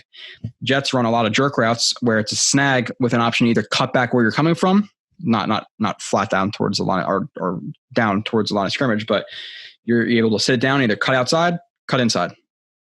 Or again, just set it down. So Darnold looked like he expected Berrios to sit it down and lead him to his inside shoulder away from 54. That's what he expected. Berrios expected Darnold to read the linebacker, and Berrios, you could sees the linebacker, reads the linebacker, knows the linebacker is most likely going to break over the top and towards him, and he's going to cut underneath. That's what he expected. So Barrios was right. Darnold was right. But it led to miscommunication because if he sits down, it's a catch. If Darnold was to wait, see the linebacker come over the top, he'd cut inside and get even more yardage. Throws inside where he expects Barrios to be, almost a pick. Am I going to kill him for that? No. There's miscommunication. That happens. It's exactly what happened. It's what it is. But got to point that stuff out for people who are wondering. 37, got a couple more plays, like 6 more plays of Darnold. Again, like the very generic type throws or those type of plays I'm not necessarily going to always put on. But Darnold too far inside, Becton, meh. Okay, so another play. Becton's not great. Okay, so not a bad decision here by Darnold. Again, another sail type concept. This is a longer developing sail where you can have a drag from the opposite side, a corner and a vertical, where it's still that 3-level read. This one's a little bit, it happens, again, from the opposite side of the field, so it's not as quick to get into the flat of the play side or this side on the field side. So Darnold sees Barrios with the outside leverage. He knows he's running a corner route. So good decision, throw the ball. I like the decision. Third and 10. So he has to get it there. So good job by him. Good decision. The ball is not accurate though. That's my problem with this. And this stuff matters in the NFL. A couple inches matters. Reads it. Good decision to throw. The footwork is not. It's not terrible. It's not great though. His shoulders aren't really pointed when he's going to throw the ball to where we want to go. His body is going a little bit more here, while his arm's going that way. So his body's not completely aligned right here. Throws the ball too far inside. That's all. Those matter of inches matter because Barrios obviously reading the trajectory of this ball, whatever. The ball's trajectory, I should say. Or is it trajectory? Trajectory, I'm pretty sure. So reading the ball's trajectory, he has to gear it down and now attack the ball or come towards the ball where the DB is able to get his arms in it. Now, if the ball was outside right here, he's able to continue to run. He has room on the defensive back, and it's a completion for a first down. But because Darnold was inaccurate and he put the ball inside, where there's general accuracy, we put it on the guy. This is general accuracy. You need to have the top tier. Again, I'm forgetting the terminology. It's just is what it is today. I'm forgetting a lot of terminology. You need to have the upper tier placement, like the placement type accuracy. That's even a step above that general accuracy. So general accuracy to put it on the guy, sure. But he puts it too far inside, or pinpoint accuracy. That's what I was talking about.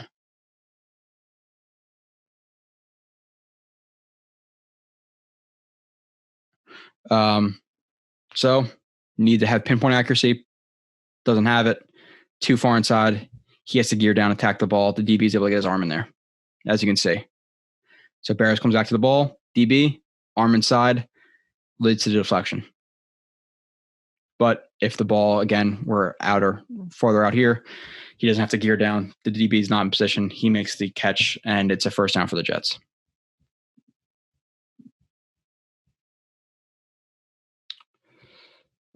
Okay, 39-42. Darnold, the Yankee concept, or was that sacked? Okay, so maybe this is more on the offensive line. I don't know why I put this in there then. Drops back, Yankee concept. We're going to have the deep over and the post. We're against cover 3. You're hoping that both your guys with inside leverage. Again, post, you want inside leverage. The over, you want inside leverage. You put this guy in a bind. He has to bite down on either one. Whichever one he doesn't bite down on, you throw the ball. But Darnold gets pressured, has to step up in the pocket. Another guy in his face right here, which I'll show from the other view. And really, could he try to throw this post? Yeah, but no, not really. And he gets sacked. So this is more the offensive line. So I'm not sure why I exactly put this in here. Play action. Drops back. Andrews gets beat. I'm not going to spend a lot of time breaking him down because he's not going to be here. He's a backup. He gets beat. Darnold to step up away from that. And again, they blitz 1, 2, 3, or 4, 5, 6, 7. 7-man blitz, deep route concept. And they're not able to pick it up, obviously, and there's pressure, and he gets sacked. So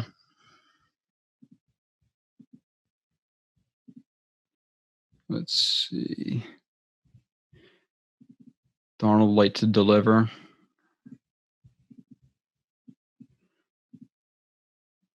Another play action. And again, this is some of the problem with play action is when you are doing this, obviously, if you have guys who are penetrating, playing a little more aggressive, they're going to be in your face. So play action rolls out right. My thing with this is this guy's in your face, dump the ball off. Right here. That's all it takes. He's reading to the outside, sees his guy, throw the ball. He's reading Wesker right now. Get rid of it as quick as you can before he closes ground. He holds the ball, and then throws it to Wesco, who honestly needs to catch this, but I think his decision was a little bit too late right there. Wesco's feeling some guys bite down on him. So again, if he were to get rid of the ball here, maybe Wesco catches it. Obviously, Wesco's supposed to catch this, but I think he'd throw it down a little bit too late again because the guy's right there to hit him. He wasn't going to catch it anyway, but still something you want to see.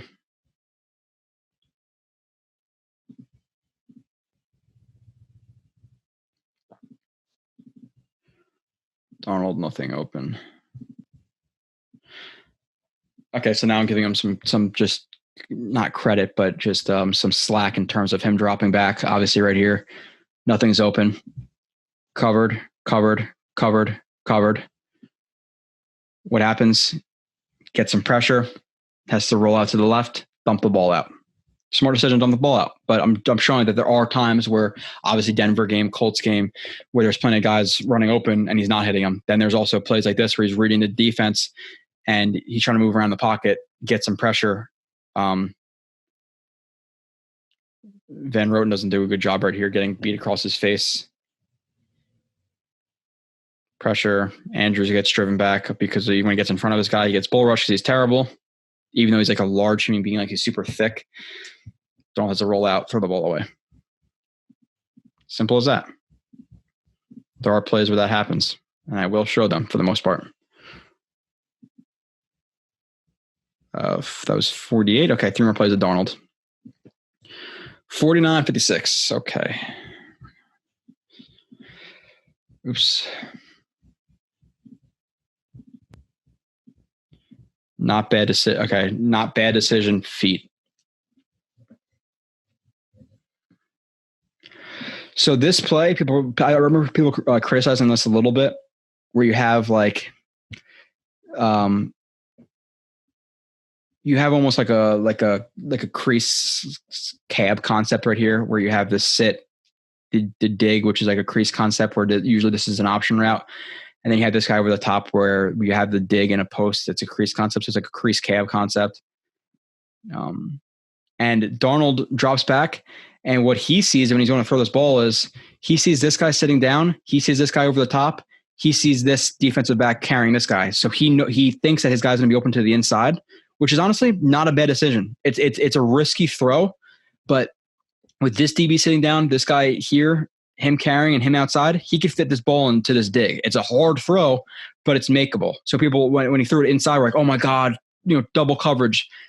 Based on leverages, him inside and everybody else where they are, I already explained that. If you put this ball inside and he were to run this dig and have to run after the ball, then it's not a bad throw. Maybe it's a first down. But because he throws the ball too far inside and he has to sit down, he allows the defensive back to get over the top. Where again, if he did just continue to run inside, then he's carrying and now you're open.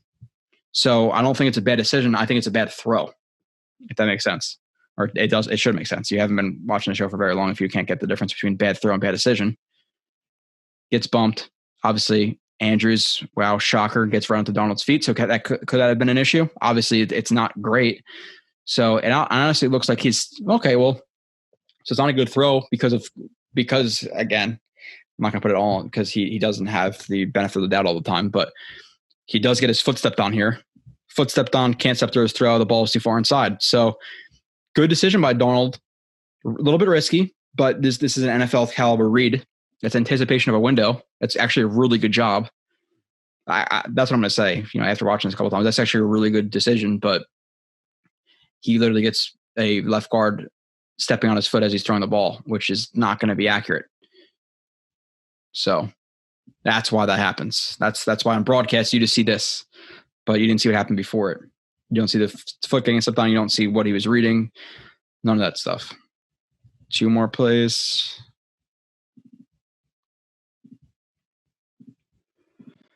Darnold, 1st and 20, minute and 37 seconds left. Okay, so I remember my issue with this. I just want them to take what's open. At this point, the Bills are going to be playing prevent defense, or not prevent, but softer coverage. They run this 3 lurk where you have vertical disguised as a 2 or 4. This guy lurks, robbing anything. He's going to the strong side. And going to rob anything over the middle. Darnold should be dropping back. He's reading the right side. He's obviously covered. Everything's over the top. He's covered. He sees Barrio sitting it down. Just take the yards. It's 1st and 20 because of holding or wherever the penalties were. But you have these 2 guys who are covered. Just take this yardage. Hit him at the 30. Let him turn up to 2nd and 20. And now it's 2nd and 10 with a minute and even being generous, minute and 15 seconds next time you snap the ball. Just take the yardage. So he's a little bit too slow to take the yardage right here. Does he get sacked? Yeah, he gets sacked. So stepping up through pressure like this, just take this. Just take it. And I'm not going to go to this side. His eyes didn't go to this side. Just take what's given to you, and that's right there. Even if he gets tackled right away, it's 2nd and 12 instead of 2nd and 20 if you throw the ball away or whatever. Trying to make too much happen right here, get out, and maybe throw a ball downfield, but you got to just take what's open. Van Roden gets a little too far outside on this guy. Again, you want to split him. You don't want to get even. His foot's too far outside. Guy crosses his face, penetrates the A-gap. He steps up. Again, his eyes are reading right the entire time. Throw it. Not even necessarily here, but definitely once he sees it, here, just throw the ball.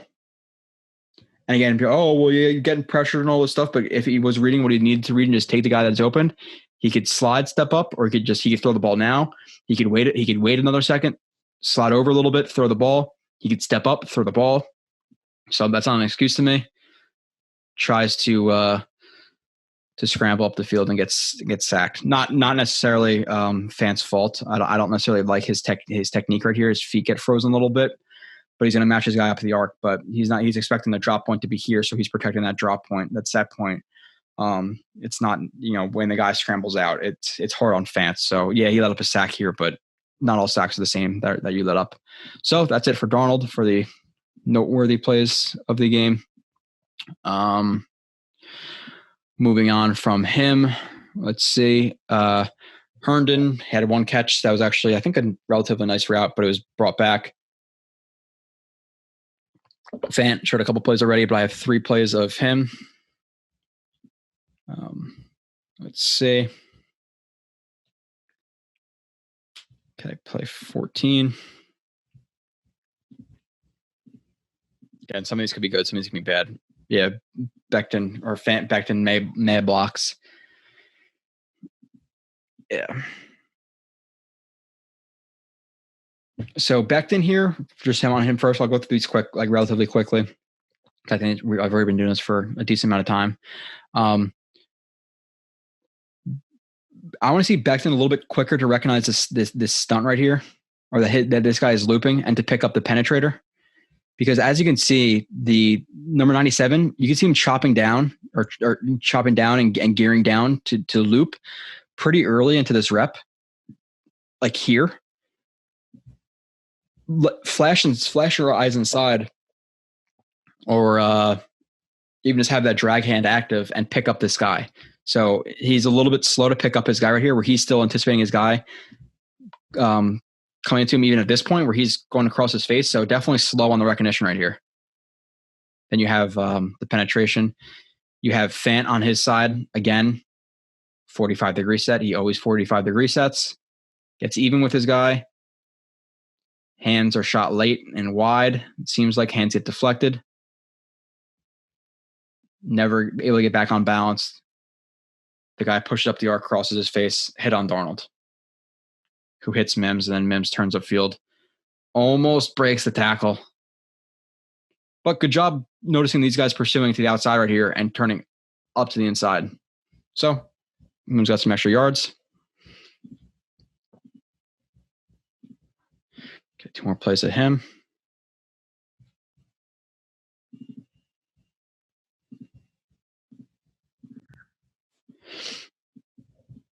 Becton block. Okay, so I don't know if this is good or bad. Oh, this is good.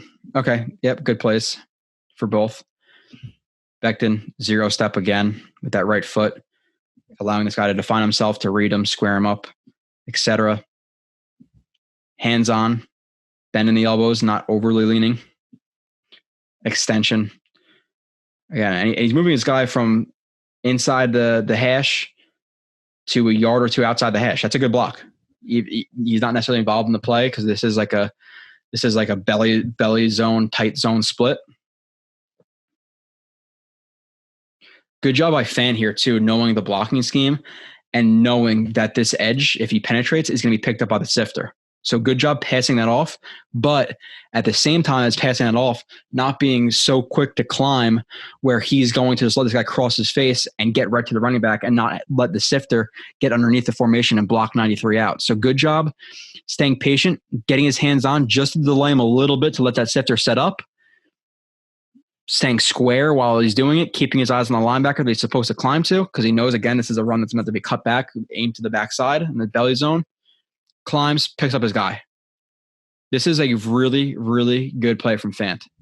Again, so bad game or not a good game from him, but not terrible. Good job by both the tackles.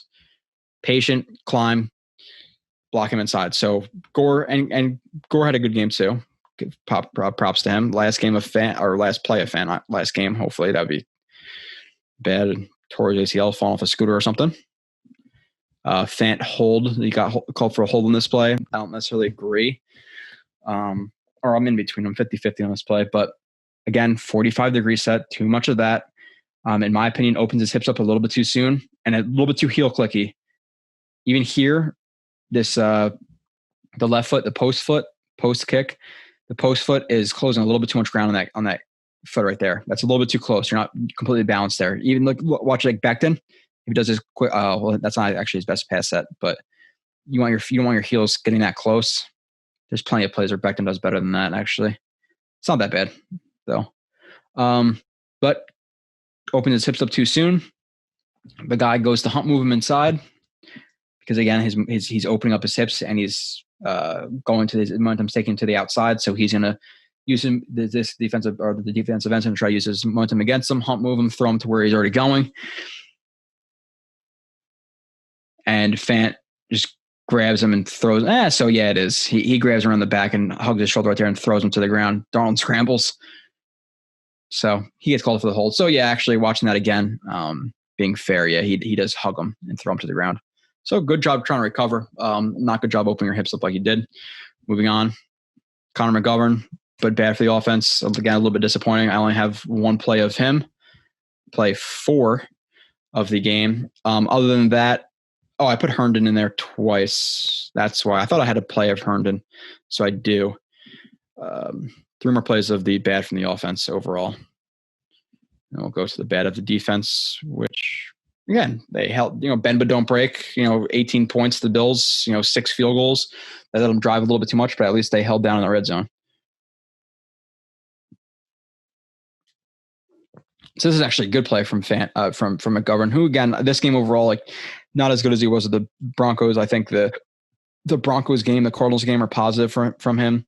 The last 2 games, he's been okay, but a little bit disappointing. But I think he's in a round out. He's here for a couple of years. He's going to be here next year. So I'm hoping again you have Clark, McGovern, Becton. You bring in let's say it's a right guard. Let's say you move Clark or whatever. And it's Tooney. I'm hoping it's Becton, Clark, McGovern, Tooney, and then your right tackle.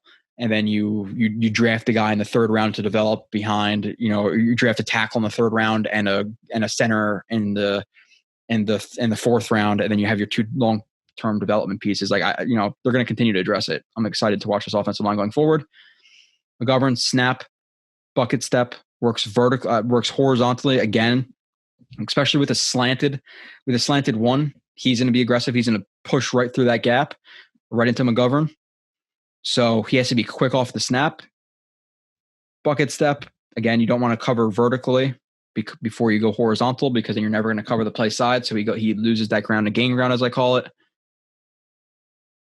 Works his shoulder into him, and he's going to work his hips around.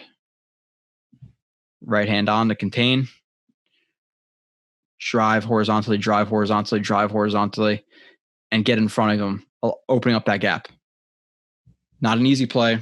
He got driven a little bit, but really, really good job. Yeah, good job by McGovern.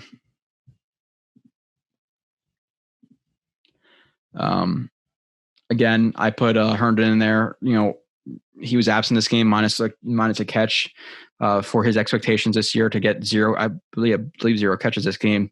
He hasn't been showing up. I think with a new coach next year, will he be more productive? Yes, but still overall has been a disappointment. And again, this is a play he made as I think a decent or a good play. Where is he on this play? Bottom of the screen? Yeah, bottom of the screen. Good release. Stretch release. Again, TB is heads up. You're throwing a lot of your motion to the outside. You're stretching him to the outside to give you room inside. Pretty quick and aggressive stretch release too. It's pretty quick. Boom, inside. Yeah, it's a good release from Herndon, definitely right there. Drag route. Darnold sees him, pressure in his face, hits him. He turns up for a 1-6-11, a 14-yard gain, but illegal formation. Becton wasn't on the line of scrimmage. He was a little bit too far back. Good job by Darnold, get this ball out with some pressure in his face. Again, Van Roten's beat. I like the fake punch right here, but don't open your hips. Cover with your feet, because now when you're not covering that gap with your hips, again, not splitting the guy correctly, and you're opening up. Now you're opening up to just working past the arms instead of the feet. So I like the fake punch, but I don't like this.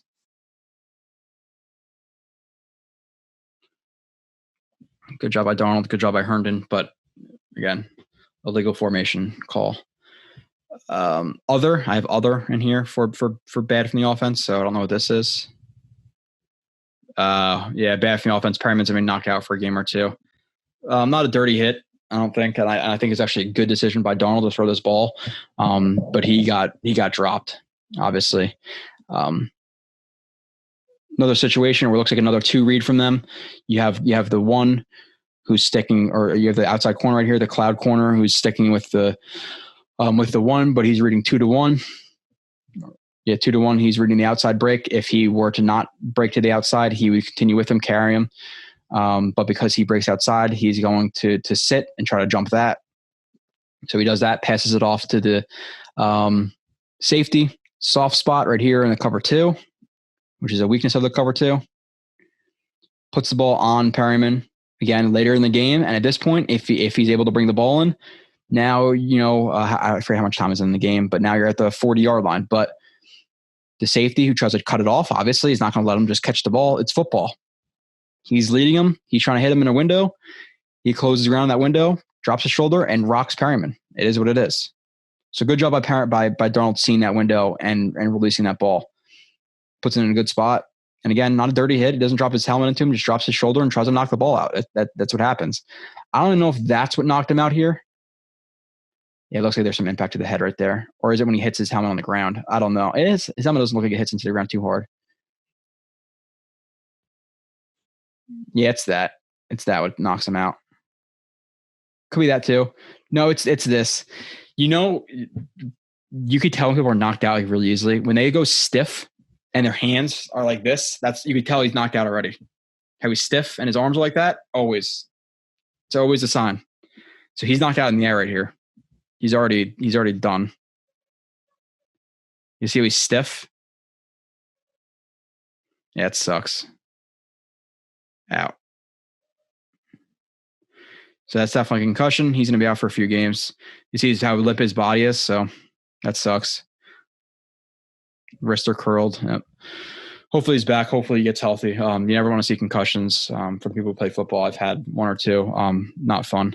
One of my concussions, I was an asshole, and it was a try scrimmage. I believe it was a try scrimmage, or was it just a scrimmage? I don't remember what it was, but there's a point of the game where like the seniors, like some of the seniors came out. I was still in at safety with some of the younger guys coming in. Some of the starters were in. They just shuffled some of the younger guys in to get some playing time. And I remember like one of my freshman offensive linemen like was in a pile on a fumble, or a quarterback fumbled or whatever. And one of the old linemen was in a pile with a couple of guys. I saw them like throwing like the guys like throwing elbows and like punch them in the ribs and stuff like that, because that happens in piles. It does. And I saw it happening. I sprinted from like 10 yards out and just dove into the pile head first. And I basically knocked myself out. I didn't actually lose consciousness, but if you had a concussion, you know what happens after that. Just massive migraine, can't remember stuff, saw shades of green and red, couldn't concentrate, everything's wavy. It sucks. It really sucks. Bad from the defense, but I did it to myself. I could have obviously not dove into a pile head first. McDougald wasn't great. Tackling overall was bad. I have a couple plays of Austin in here. He did like okay at the beginning of this game. Some plays that were questionable. I only have a couple more plays of the good from the. Yeah, I have a couple more plays in the. Actually, let's say, or sorry, bad from the defense. There's not a ton in 1, 2, 3, 4, like 9 plays in this segment, so not that much. We'll run through. 8 near interception. Good job by Austin. Up and down game for Austin. Bottom of the screen, right here matches the 1. Right, that's him. Yeah. So matches him, gets hands on, closes ground. The receiver right there does like that push by to get inside. Austin sticks him. We're watching Austin again. Stays with him. My one little criticism of him right here is no contact. The guy's over top of him, and he's looking back to the quarterback. That's my one thing. Match him first. Get contact before you look back to the quarterback. Because let's say if he were to either stop and cut back or just turn up field right here, he's not going to notice it. Because you're going to see a second right here where he kind of loses him. Where he kind of looks back and turns into that oh shit right here where he doesn't feel him. Nice to look back to him. You don't want that to happen. So that's a little criticism. You have Allen try to fit it in there. Austin tracks the ball, and somebody, and I'm not going to call the beat reporter, but if you do remember, and this was actually said to me, I don't know if the person actually tweeted this, but somebody said, "Oh, he dropped an easy interception." I don't know if you ever played football. I'm assuming that person has not. He has both hands on this ball. This is not an easy interception. He had to jump into it, body control, hands on it. This receiver's hand is on the ball. He has the ball right here, but because the receiver's hand, he sticks his hand in there. Good job, great job by the receiver. He gave his hand in there. You could see his hand on the ball, and he forces that out. That's why he can't pull into his body, and that's why it's not completed. Pops out there because of the ground, because he's not able to secure it to his body because of that receiver. So great job by the receiver, but this is an easy interception? Right.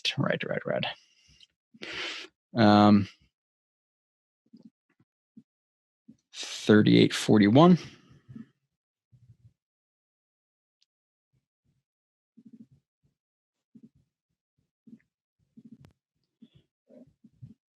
Pump fake called back illegal. Oh yes, you got beat for a touchdown right here. So the Jets have been doing this where they're playing their guys inside leverage all the time with the one outside of them with nobody over the top. I don't know what that is. And sometimes the guys are over the top, but I'm not sure what this coverage is that the Jets are deploying right here. But he is obviously dropping back. He's trying to match the 1.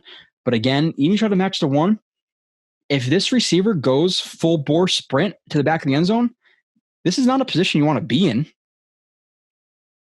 Like how in any, he doesn't see that the quarterback's throwing right here. How is this a position you want to be in? If he obviously angles this off to the outside and gets to the corner of the end zone. I don't like that technique, that bail technique right there, reading the 2-1. Allen this is the best play I've seen Allen make in 2 games, in my opinion, or one of them. There's some good running plays. There's some other good throws. This is one of them. Pump fakes the 2, throws it to 1. Really, really good play. Pump fake right there. You can see Allen.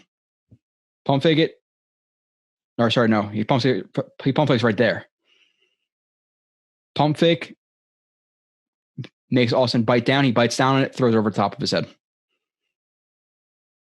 But you got to stay over top of the 1. It's a pump fake. It happens in the NFL. Wide open touchdown. But they got a legal formation. So Austin got beat for a touchdown, but it was saved by a formation that had nothing to do with the play. So not a good play from him. 2 more plays. Blown defense. Again, this is another one where I'm not sure what they're trying to do. I'm not going to try to guess. But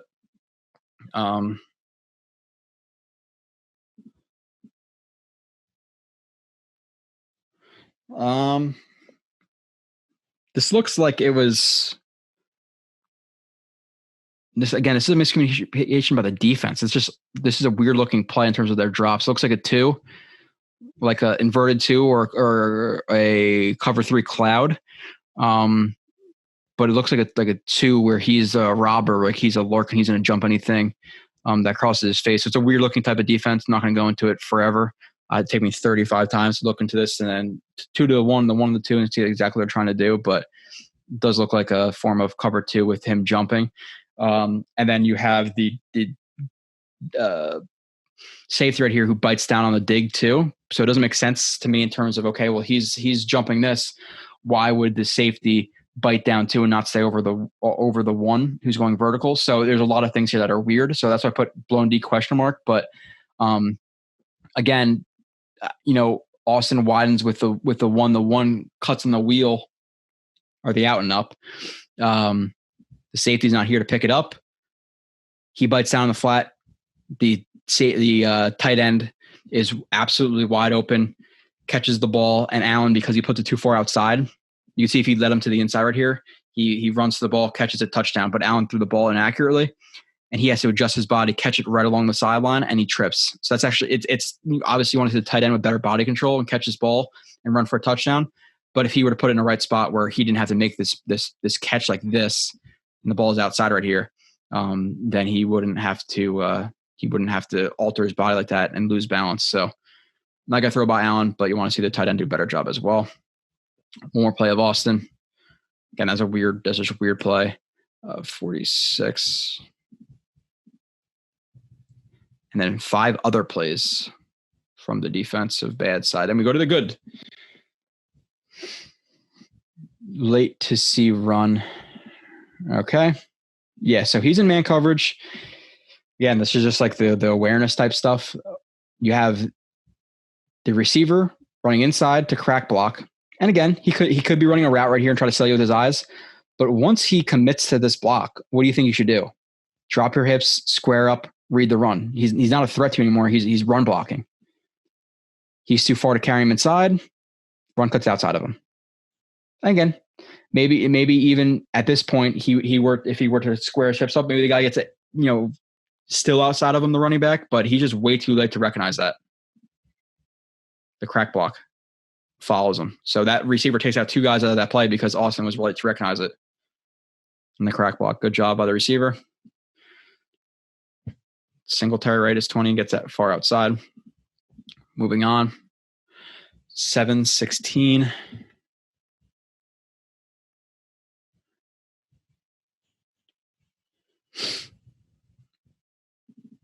Way too easy in the Jets defense. Yeah, this is like all like the spot dropping type, like miscommunication stuff that I've been talking about a lot. I think this comes from the top of the screen somewhere.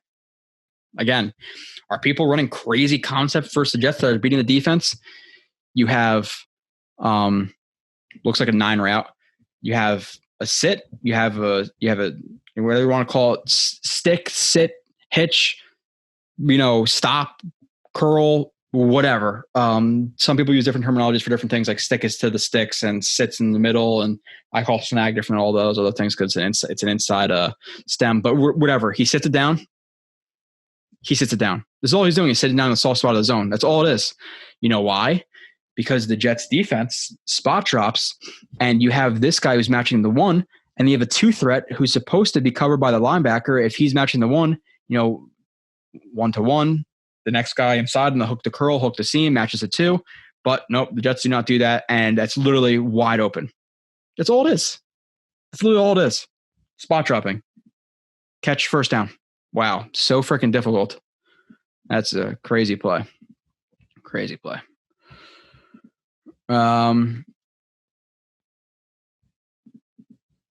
Williamson. Yeah, Williamson's not the same player he used to be. The injury affected him, but this is not a good play in terms of his mentality too. Run goes outside. Or no, sorry, it's a pass. Or no, sorry, it's not a pass. It's a scramble. But I know what Williamson does here is not good.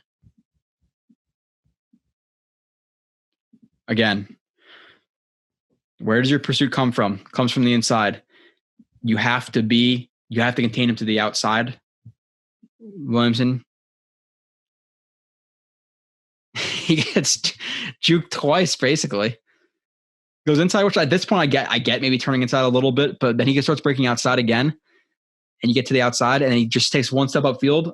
This guy is so far inside of him, and not so far inside of him, but right inside of him. He's not going to cut right into this guy. He's going to continue to go outside. He's just trying to juke you.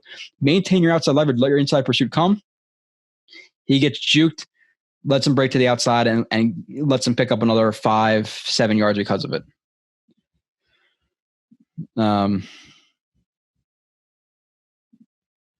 Okay, a couple more plays of the bad from the defense. Not a ton of the good from the offense and good from the defense. I'm going to put in there a couple plays here and there, but not a lot. McDougald missed tackle. Man coverage. Man. Cover one. Man. They cap him. Show man. Disguising. Looks like it could be 2. Could be a couple different things. Could be cover 6. Whatever. Could be a lot of things right here. They're capping him. Man coverage on Beasley in the slot. Beasley out. McDougald, too high of an angle. Isn't able to stop Beasley. Gets rid of the tackle, but jukes him. Plus 6 yards. Oh, and a penalty on keyword here. Let's see. Is this a soft penalty? I think so.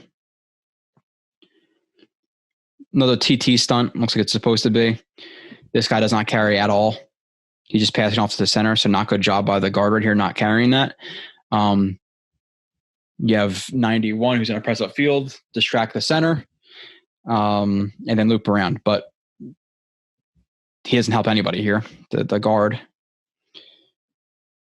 Q obviously gets his hands on, moves him, penetrates, and again, he's on his last step, his right footer here, as he's closing ground. The quarterback just gets rid of the ball, and they hit him for helmet to helmet right there. Helmet to helmet. But he literally, as soon as he hits him, doesn't wrap up, nothing, just hands up. That's what he does. Hands up. Nope, didn't do anything. It's not like he took an extra step. He was on that last step right there. Look, one, the ball is still coming out. So in that split second right there, and because of the helmet to helmet, it's a freaking penalty. Like, it's the littlest stuff on him that's getting called that I do not like. So like, oh my God, he's a penalty machine. Yeah, he's such a dirty player. You know, Q is the name is synonymous with Ndamukong and Sue. Q and Sue. Oh, it's just there's he's stomping on guys' heads and stuff and kicking them and all that. He's a dirty player. Crazy. Jets good coverage, drop back, and this is just a Jets thing to do. They get 2 guys on Allen, and Allen is just a powerful quarterback. They don't get like full tackle attempts on him. He stiff arms 2 guys and throws out of bounds for what could have been a sack, but nope, wasn't a sack. Anderson crosses this guy's face, bends it, good bend through the power through the bend. Tries to wrap up Allen, stiff arm, can't bring him down. Jenkins, who made a little bit more of an impact this game, he actually got some pressures that I saw, so he actually did play a little bit better this game. But overall, he's been disappointing this year. He tries to wrap up Allen after Allen stiff arms one guy. He stiff arms another guy and throws the ball away. So not a good play from the defense, obviously.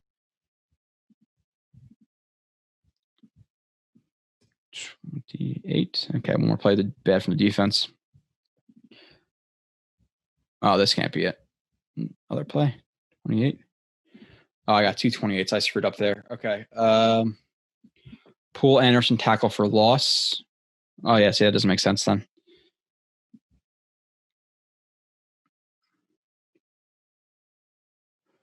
Anderson starts in the A gap, backdoors it, steps through, goes for the club, takes on the guard.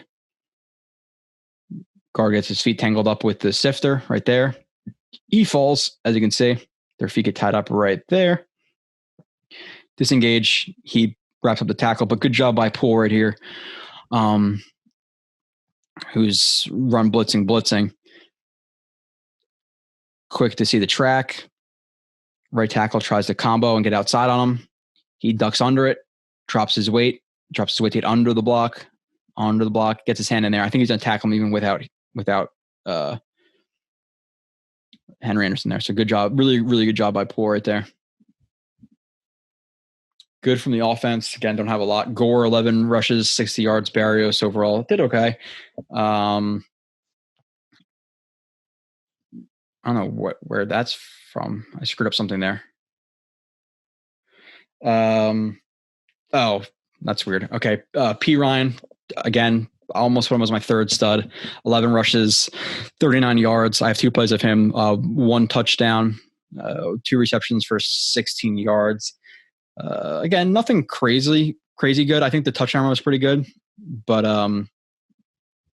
overall, nothing crazily impressive. But still, I'll give him a thumbs up for this game. I'll put him in the positive of this game.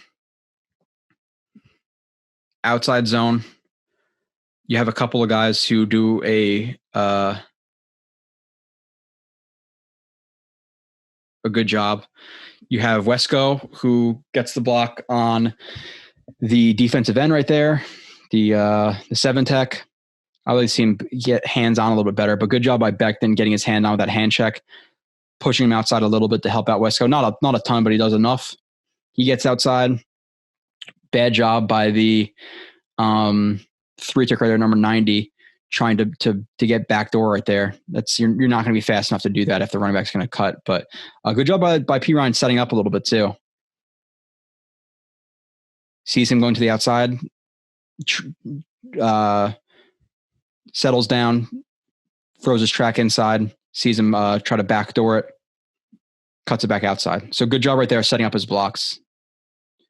He's reading it. Sees him cut outside. Becton runs off to the second level. Just barely gets a hand on the DB. Almost a block in the back. It's like on the shoulder right there. Gets his hands on, throws him to the ground.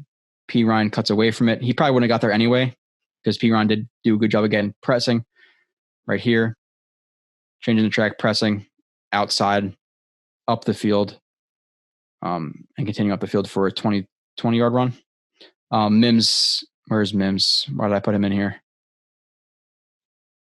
You'd see him deep down the field doing a good job on this block. Closing ground, getting square, hands on. And again, that block leads to maybe an extra 5-10 yards right there. So good job by Mims. Good job by Becton. Good job by Perine. Bad job by 90. Play 27. Perine touchdown run, which lost me money. You son of a bitch. I want to see the young guys do good. I don't care about anybody else. I don't care about Gore 11-yard runs. I don't care about any of that stuff. Like maybe Perryman a little bit, maybe Craddock, they might be here next year, but like I saw McClendon make a tackle for loss or a Gore run or, a good block by Lewis. I'm like, I don't care. Who cares? They're not going to be here for the long term when the Jets are competing. Perine might be, maybe not as number 1, maybe as number 2, maybe as a 1A, 1B situation. You don't know. Another outside zone. Good job by Griffin right here, actually, on that combo. Getting hands on and just helping out Fant a little bit. Perine obviously takes it to the outside. He's not going to cut it upfield right here, especially with Edmonds filling right there. He's going to continue to have a flat track. Cuts it outside. Switches hands, touchdown. Now, bad job by the Bills defender right here. Whoever number, I don't know who this is, 24 is. 24 needs to force right here. He's the outermost player. As far as he knows, he needs to run this outside and continue to get lateral, make him cut up field, especially with Edmonds filling right here. Edmonds is filling. He has to continue to go outside right here and let Edmonds make the tackle if he cuts up field. You cannot try to get inside and let him cut out to the outside of you. So really, really bad job by him because Edmonds is coming from the inside. Obviously, that's where your pursuit's going to come. So bad job by him trying to go inside right there. I don't know why, and then get back outside. Obviously, great job by Perine with the hand switch too. You're going to see that right here. Knows he's going to be close to the end zone. It's going to be harder for him to reach at the right, going to the sideline like that. Reaches out, left, touches it, touchdown. Again, really just good split-second awareness right there to realize you're going to reach farther with your left hand. Again, if he didn't do that, it's probably not a touchdown. Because look, his foot goes out of bounds right there, and he just touches it. If that was his right hand, it's not getting there. Great job by Perine, first touchdown in the NFL. Again, cost me some money, but at least it's not Frank Gore running for the touchdown, losing the money. Okay. No, I screwed it up. All right. Good from the – actually, hold on a second.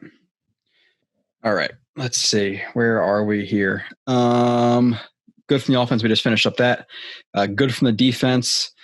Hewitt, I thought overall he had a couple of thumps this game that were decent. Again, not going to be a preferred starter on the team you're imagining to build in the future, but overall did okay. Thumped some guys. Ashton Davis hit it 24 reps, I think, 22 reps, whatever it was. Didn't look bad. Laid a hit or two. Didn't stand out as a bad, which for a guy who I think is pretty raw, positive. I'll give him a positive. Huff, I think, again, had a pressure or two. Really good play. I'm going to show you on an end around. That was fantastic. Great recognition. Jenkins has been having a lot of problems with like end arounds, sweeps, read options, and things like that. But really, really good job right here from Huff, who's on the right edge right here, staying disciplined. A lot of guys, okay, well, he's releasing to the second level. This must be an outside zone. I'm going to try to, to attack the sifter, the split blocker, and make the tackle. But he notices with his eyes up. Good job keeping your eyes up. He notices the guy right here on the end around, the orbiter, and he sees him. And you can see him change his track early too. It's not like, oh, he sees the ball coming out now. Like he rushes up and sees the orbiter now. He plants his foot. He sees it's coming already. Right here. Or he already knows it's coming at this moment, which is fantastic. Great job by Huff. Sees it coming, changes his track, cuts off the orbit, the end around, chases him down, tackle. Freaking fantastic. I love that play from Huff. Great recognition. Absolutely fantastic. Good speed too. Obviously, you can see it right there. So good game from him. Overall, again, undrafted guy. I think he'd be a long-term. People ask me his ceiling. I think he'd be a good rusher in the NFL. Again, he has the size. He seems to have the length. I don't know exactly what his arm length is, but he has the decent length, has the bend, has the burst, he has the power. Like, he has a lot of good traits. Fadokasi had a couple of nice plays in this game, which is nice to see. He's been a little bit quiet, but he did have a nice player too. Again, positive. 6th-round pick, showing up a little bit. Showed up a lot more last year, but this year, again, a little bit more quiet. But I think teams are attacking the edges on the Jets a little bit more than they were last year because of Adams. So forcing guys inside to Fadokasi, almost something that happened. But 0 tech right here for Fadokasi. Again, comes off the ball, good leverage, hands inside, gets his hand into the armpit, lifts his guy up, stacks him. He's 2-gapping. He's reading the running back. He peeks into the A gap, doesn't see the running back there yet. He's going to peek backside, sees the track, pulls the center down, gets the lateral, makes the tackle. Good job by Fadokasi. Overall, I think he played pretty well. Anderson even had a tackle or two, tackle for loss. May, I thought, played, again, he almost got beat for a deep touchdown, but overall I put him good. I don't think he played as well as some people think he did. I think he played okay, but he's relatively good in cleanup duty. Basham did he have a sack in this game? I don't know why it's not in here. That's weird. I think he had a sack. Maybe he didn't. Basham, I thought, played well. He might have had a side. Yeah, that's weird. I definitely think he did. John Franklin Myers had 5 plays left. John Franklin Myers had a good game again, which is definitely positive. A guy that you signed from, who's cut from the Rams, has been playing awesomely for the Jets. Him, Huff, Fatukasi, and Williams, I think, are the future of the Jets defensive line, or the front 7 type group.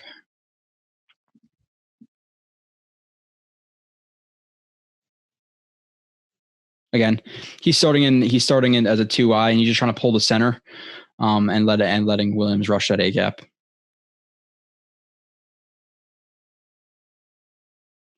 He likes setting guys up where he's like pressing up field and then crossing their face at the last second with chops. Definitely learned that from Darnold. Again, he's not Darnold, but he was with him. You can clearly tell that this is one of the moves that Darnold tried to teach him. Chop right there, left arm to the center's left arm. Chop doesn't completely clear him, throws the rip, helps him work past the arms, lifts up the elbow, and also helps him as like a point of contact to turn around. Josh Allen scrambles, obviously, 4 yards, but good win for John Franklin Myers, even though he scrambles. One more play of him. 28. Bull rush. Oh, Jesus. Edge right here. I like his flexibility. He could play edge. He could play 3-tech, so he can move inside, outside a little bit. I like him rushing against guards a lot, more than I would say on the edge. But just power. He doesn't have a ton of moves yet, but he does have power. Well, he does have like that cross chop, setting guys up, crossing their face. So he does have some moves. So I don't want to be unfair. He threw that like that club rip sometimes, but works into the right tackle. And this is just pure power. He's just driving him backwards. That's all it is. Like his natural like straight line explosion and power is really good, because like here, yeah, he has hands inside and things like that, but the right tackle is still able to like, keep him pretty still with plenty of room to the quarterback, and he just kicks into gear and just drives them. So all it is just driving. You can see him reset the hands. So good job of refitting the hands right here. Allen obviously dumps it off, and the running back gets tackled, but the power right here to get stood up a little bit and just drive, and just work him to him. Like great power, great effort right here. Really, really like what he's bringing. 3 plays left. Good from the defense. Another guy who I had not given a lot of positives this year. I think Desir actually played decent in this game, which is a positive for, I guess, the rest of the season, or negative if you want them to lose. But overall, good job. Oh, John Franklin Myers got a pressure on this play too. So bottom of the screen here, cover 6, I say. 2, yeah, quarter deep. Yeah, so he's playing the curl to flat right here this year. They run a flat 7. A lot of teams run these flat 7s. It's a really simple concept to read, high to low. Does a good job with his leverage, or with his spacing in between these two routes. You don't want to stay too far up, because then he's going to throw the deep. You don't want to stay too far deep. He's going to throw the, obviously depending on the down and distance and situation, but normal play, you want to split it. He splits it, does a good job with that. Reads the quarterback throwing it. See, you can see him that he's going to load it up, and you'd see Desir start to get more depth. Gets right underneath of it. Gets his hands on, but not at the easiest pick, but he drops it. So good job by Desir right there, reading the quarterback and that curl to flat. John Franklin Myers, again, against a guard. I really like him rushing against guards. Our old friend Brian Winters gets his hands inside, lifts him off of his feet. He's going to refit his left hand to get into a more advantageous position right there inside. Bull rush. And he steps and he throws it. Obviously, he gets right onto Allen's lap, which Allen, maybe if he stepped into this throw, maybe he would have been there, with better, which it's a laser regardless, but maybe it's even more on a rope. So maybe he doesn't get his hands on it, but almost picks right there. So good job by Desir. Good bull rush by John Franklin Myers. One more play of Desir.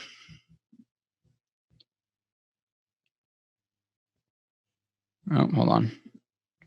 18. Okay. I screwed something up for a second. to see your pass deflection.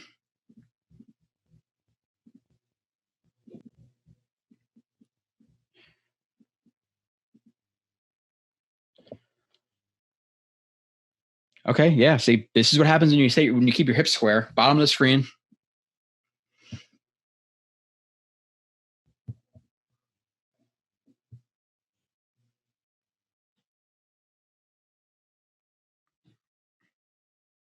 Over top of the receiver. Hips are square. Shoulders are over the knees. He's not opening up too early. Receiver breaks in on the curl. There's sometimes where he'd open his hips up early, the receiver break back, have plenty of time, be 5 yards off, the receiver's break with his hips open and not be able to get on this ball. But he sees the break coming, throws his T-step as the receiver's breaking, breaks to the receiver, quarterback delivers the ball late, a little bit late in my opinion. Should be out like here if you're anticipating the linebacker to keep getting outside. The receiver gets on the ball, plays through the hands. Right there, you can see his left arm plays through the hands, gets the pass deflection, breaks it up. Last play is the play of Basham that I thought I had in here. So it is the Basham sack. Play 21. I don't know why I put Basham in here twice. Sloppy. Forced fumble. Or it's not. Is it a sack or is it a forced fumble? Or is it a sack forced fumble? Even better.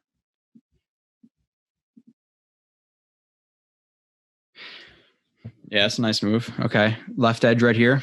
Rushing against the tackle. So he does this is like a weirder rush where he rushes with his hips square to the tackle, but is moving laterally. Like he's rushing towards him, but laterally. So it looks like it kind of screws up the tackle. And then he jump. You can see this huge step right here where he's anticipating the tackle to shoot his hands because he's squaring him up. And he's anticipating him to shoot his hand at this moment. So he's going to take a big leap while chopping it down to corner. So he goes to chop. The tackle's arm isn't there. He pulls it back. But that leap is like his explosion right here recovers a couple of yards. Let's see from at least 2-3 yards, which is this jump right here is at the minimum 7 feet sideways. So that's super athletic. Corners, blows right past the tackle, gets the hand on the ball, bang, gets it out. John Franklin Myers recovers it. Good rush right here. It's a huge leap to corner. Awesome with the chop. That's it. Other than that, sorry. Special teams, whoever the Castillo, whatever the hell the guy's name is, he kicked for Fick and Ficken was injured. He made a field goal. Cool. And an extra point. Cool. Man, didn't think he played well this game. He's been, I would say, he's been good. In terms of some punts are good, but he's been a little bit inconsistent. This game, 4 punts, 168 yards, long of 47. Punts were more on a line, shorter punts with not much hang time. Didn't let guys get down there, so not the great game from him. Phillips is out for a year with a broken ankle. Perine got it. He's definitely. I put Perine concussion question mark. I haven't even seen it, but he definitely has a concussion. Davis got a little bit banged up. I believe McDougal banged up, might be out for a couple games, which fine. Again, McDougal, I don't care if he makes plays. Davis is hopefully the long-term answer. I want to see him get more reps. Chiefs game. I put good luck again. Roster, same as the Bills. It's good. It's elite. It's Super Bowl winning. It's a Super Bowl caliber roster. They're probably going back this year. Hopefully, I think Clark was practicing today. Hopefully, Clark starts at guard. Hopefully, I know Zuniga was activated today. He had to be. So does he play or is he a scratch? I don't know, but I'm hoping to see him back. How to win. Have fun with that. Cover the spread at 19 first. I think it's going to be 38-13. Why am I giving the Jets 13? I don't know. But I'm going to say 38-13. They beat them by 25. Cover the spread. Pick'ems. Last week, I picked the Steelers who beat the Titans. The 5-0 Steelers against the 5-0 Titans. I picked the Steelers who won 27-24. I picked the Bills, as did everybody else. The Bills beat the Jets 18-10. I picked the Falcons who lost to the Lions. It was 23-22. I picked the Pats who lost to the Niners 33-6. I picked the Bucks who beat the Raiders 45-20. I picked the Rams who beat the Bears 24-10. This week got a couple of good games, a couple of weird games. But Jets at Chiefs. I know everybody else is going to pick the Chiefs. I'm picking the Chiefs as well. The 1-6 Falcons at the 3-4 Panthers. Could be a weird game, divisional game. I put it in here. I'm picking the Panthers.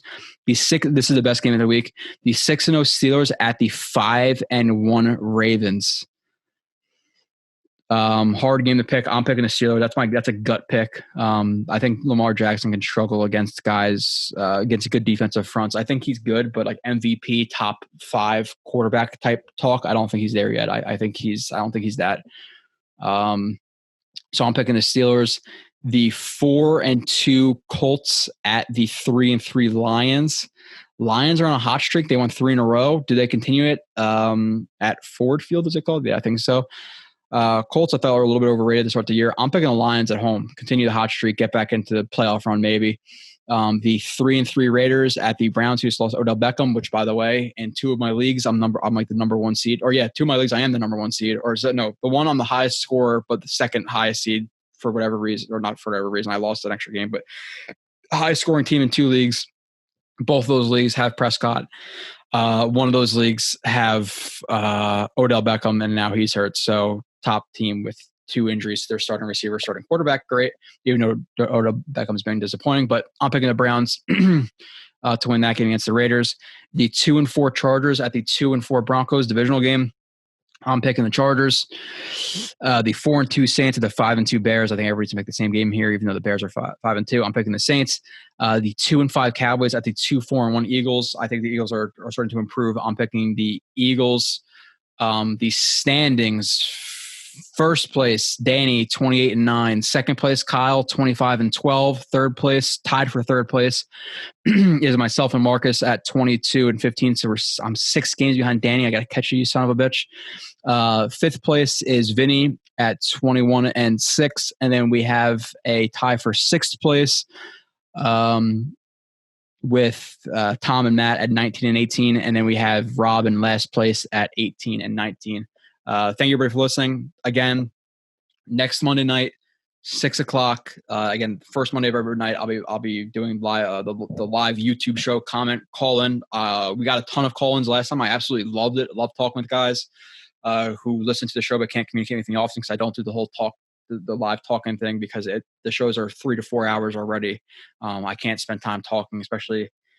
Like people can't see the film. What are they really going? Even if they could, what are they really going to add on to what I'm saying already? But live stream, I want to talk to you guys for sure. Air out your frustrations. Talk about the draft. Talk about Lawrence. Talk about whatever. I'll see you guys on Monday night. Appreciate it for listening. Don't get too drunk trying to suffer through the Jets game. Talk to you soon.